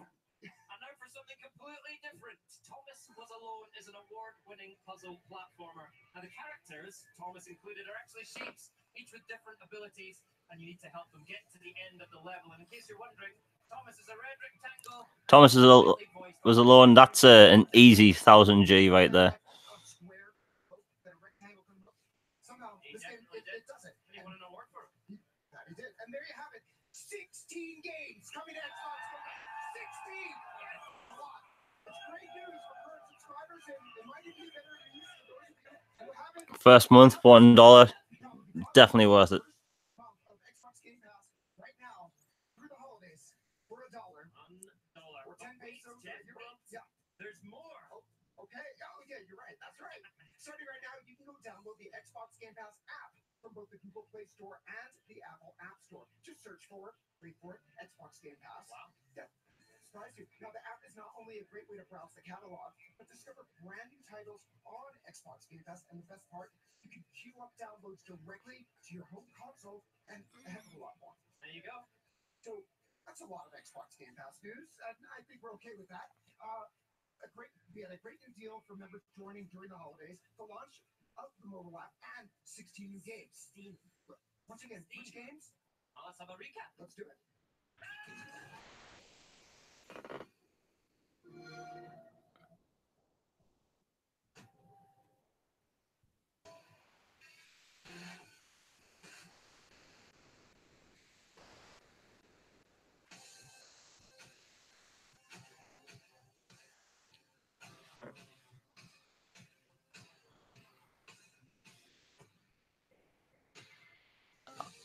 I'm really curious to see if they've actually picked up Moon Studios or not.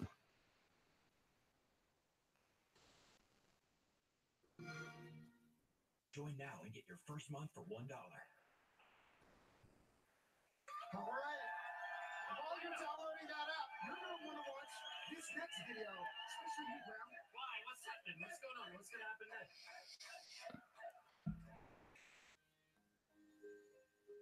I don't know what the problem is, Doctor.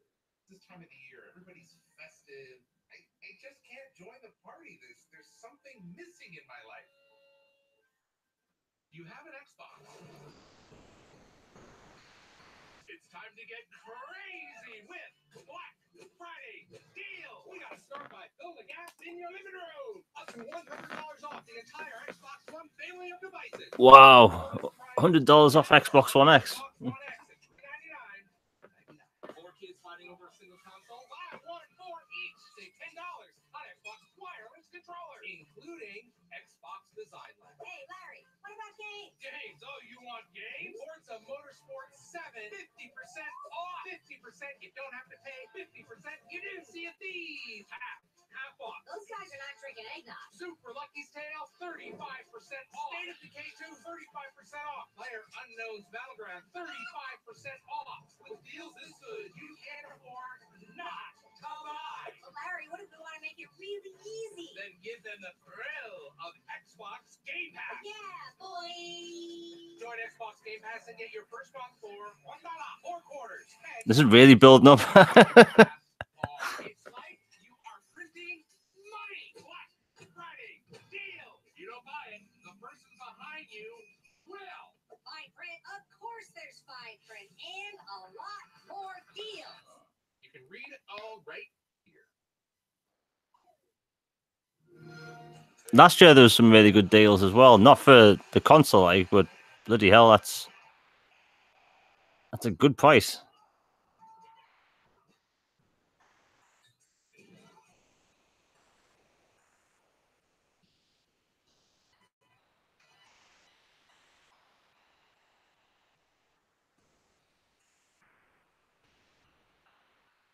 If you're in the US and you haven't got an X yet, like $3.99, very tempting. I'd recommend it. Welcome back to the moment you've been waiting for. It's time at last to pay off that hint that Phil dropped earlier in the show. Thanks, Phil. Please welcome for the very first time to the Inside Xbox stage, the head of Microsoft Studios, Mr. Matt Booty. Matt, good to see you. Hi, Larry. Good to see you. Hi, Larry.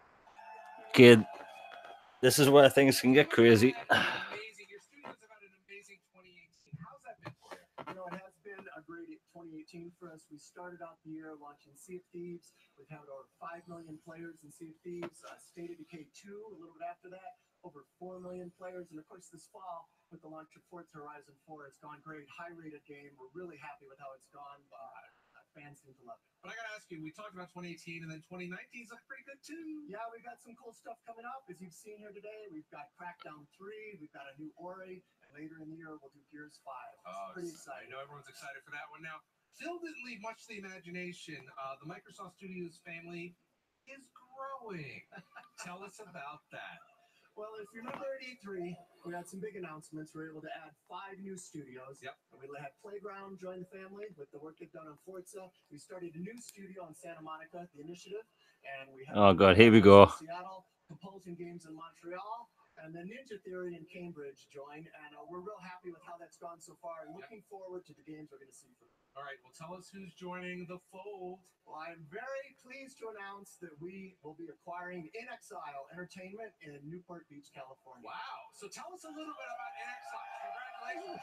Tell us about that studio, because there's quite a history with it. Yeah, led by Brian Fargo. It's just a great studio made up of creative people really dedicated to the craft, long RPG lineage there.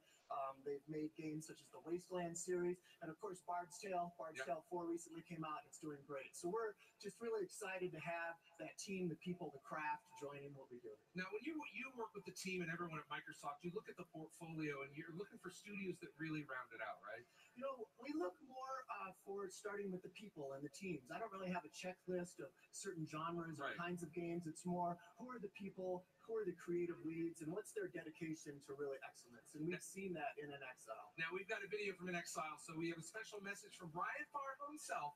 Let's take a look. In Exile. Joining the Microsoft team is going to allow us. I know they are making Wasteland 3. Crafting the game experience. It allows us to tap into the incredible Microsoft ecosystems that is second to none in the development world. Of course, we're going to continue doing role-playing games. We love the world building, we love the sense of immersion, and we love when all of the game's pieces come together. And even better is that the DNA of the company will remain exactly the same. And this deal is going to allow us to make role-playing games for many years to come. I'm very excited, and needless to say, I'm not going to be retiring anytime soon. So RPGs, basically.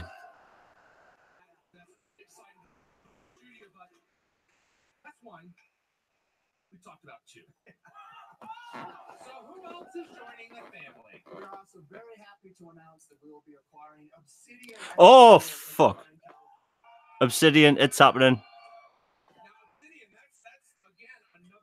Oh, shit. It's happened. Making great games like Star Wars, Knights of the Old Republic, South Park, Stick of Truth, your own IP like Pillars of Eternity. Again, an indie studio. Oh, my God. Over the last decade and made some great games. Now, our new friends at Obsidian have produced a great piece highlighting what they're all about. Let's take a look at just a snippet. So that's 2 RPG studios. It's really an interesting mix of different gaming concepts. Oh, shit. Tabletop role playing, where you can kind of do anything you want. They are. Oh, this is sweet. 2 RPG studios. That's fantastic. If you haven't seen Wasteland 3 by In Exile, it looks really nice. Like top-down RPG. Stick of Truth, Pillars of Eternity. Actually played that before I ever interviewed with the company, and I remember thinking like, "Oh, the writing like blew me away." It's about player agency. There's stats and there's dialogue and there's That charity stream today was a throw-off. Bloody hell. to who they want to be and make decisions that truly impact what's happening in the game.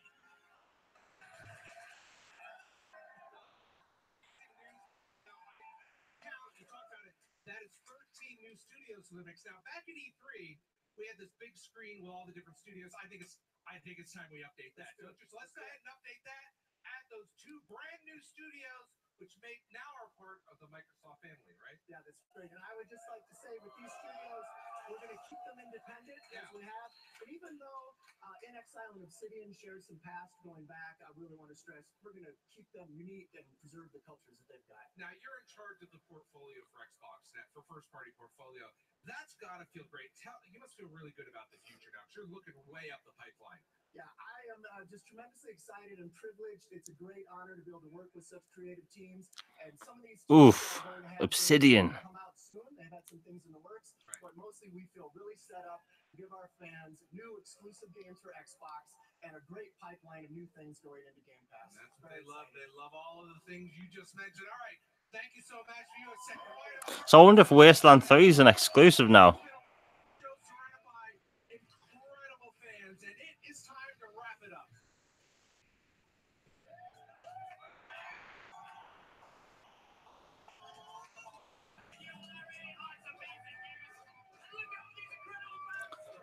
So we have Playground making an RPG. Then there's the 2 new studios also making RPGs. Whew.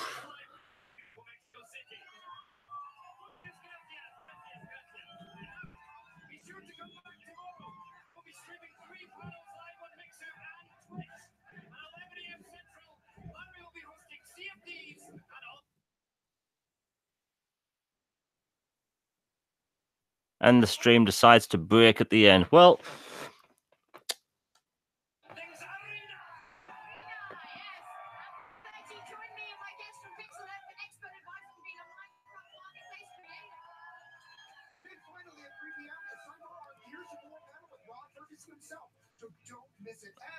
and Twitter crashes. That's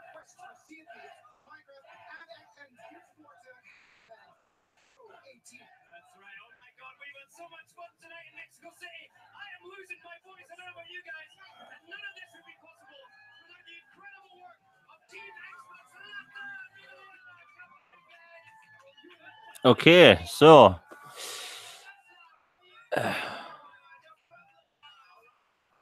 I think I may do a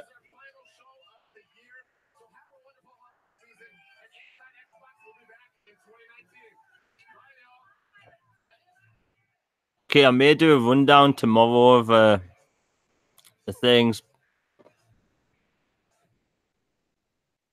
Xbox not having single player games will be a dead narrative. Yeah, I mean, look, was that the best show I've ever seen for Xbox? No.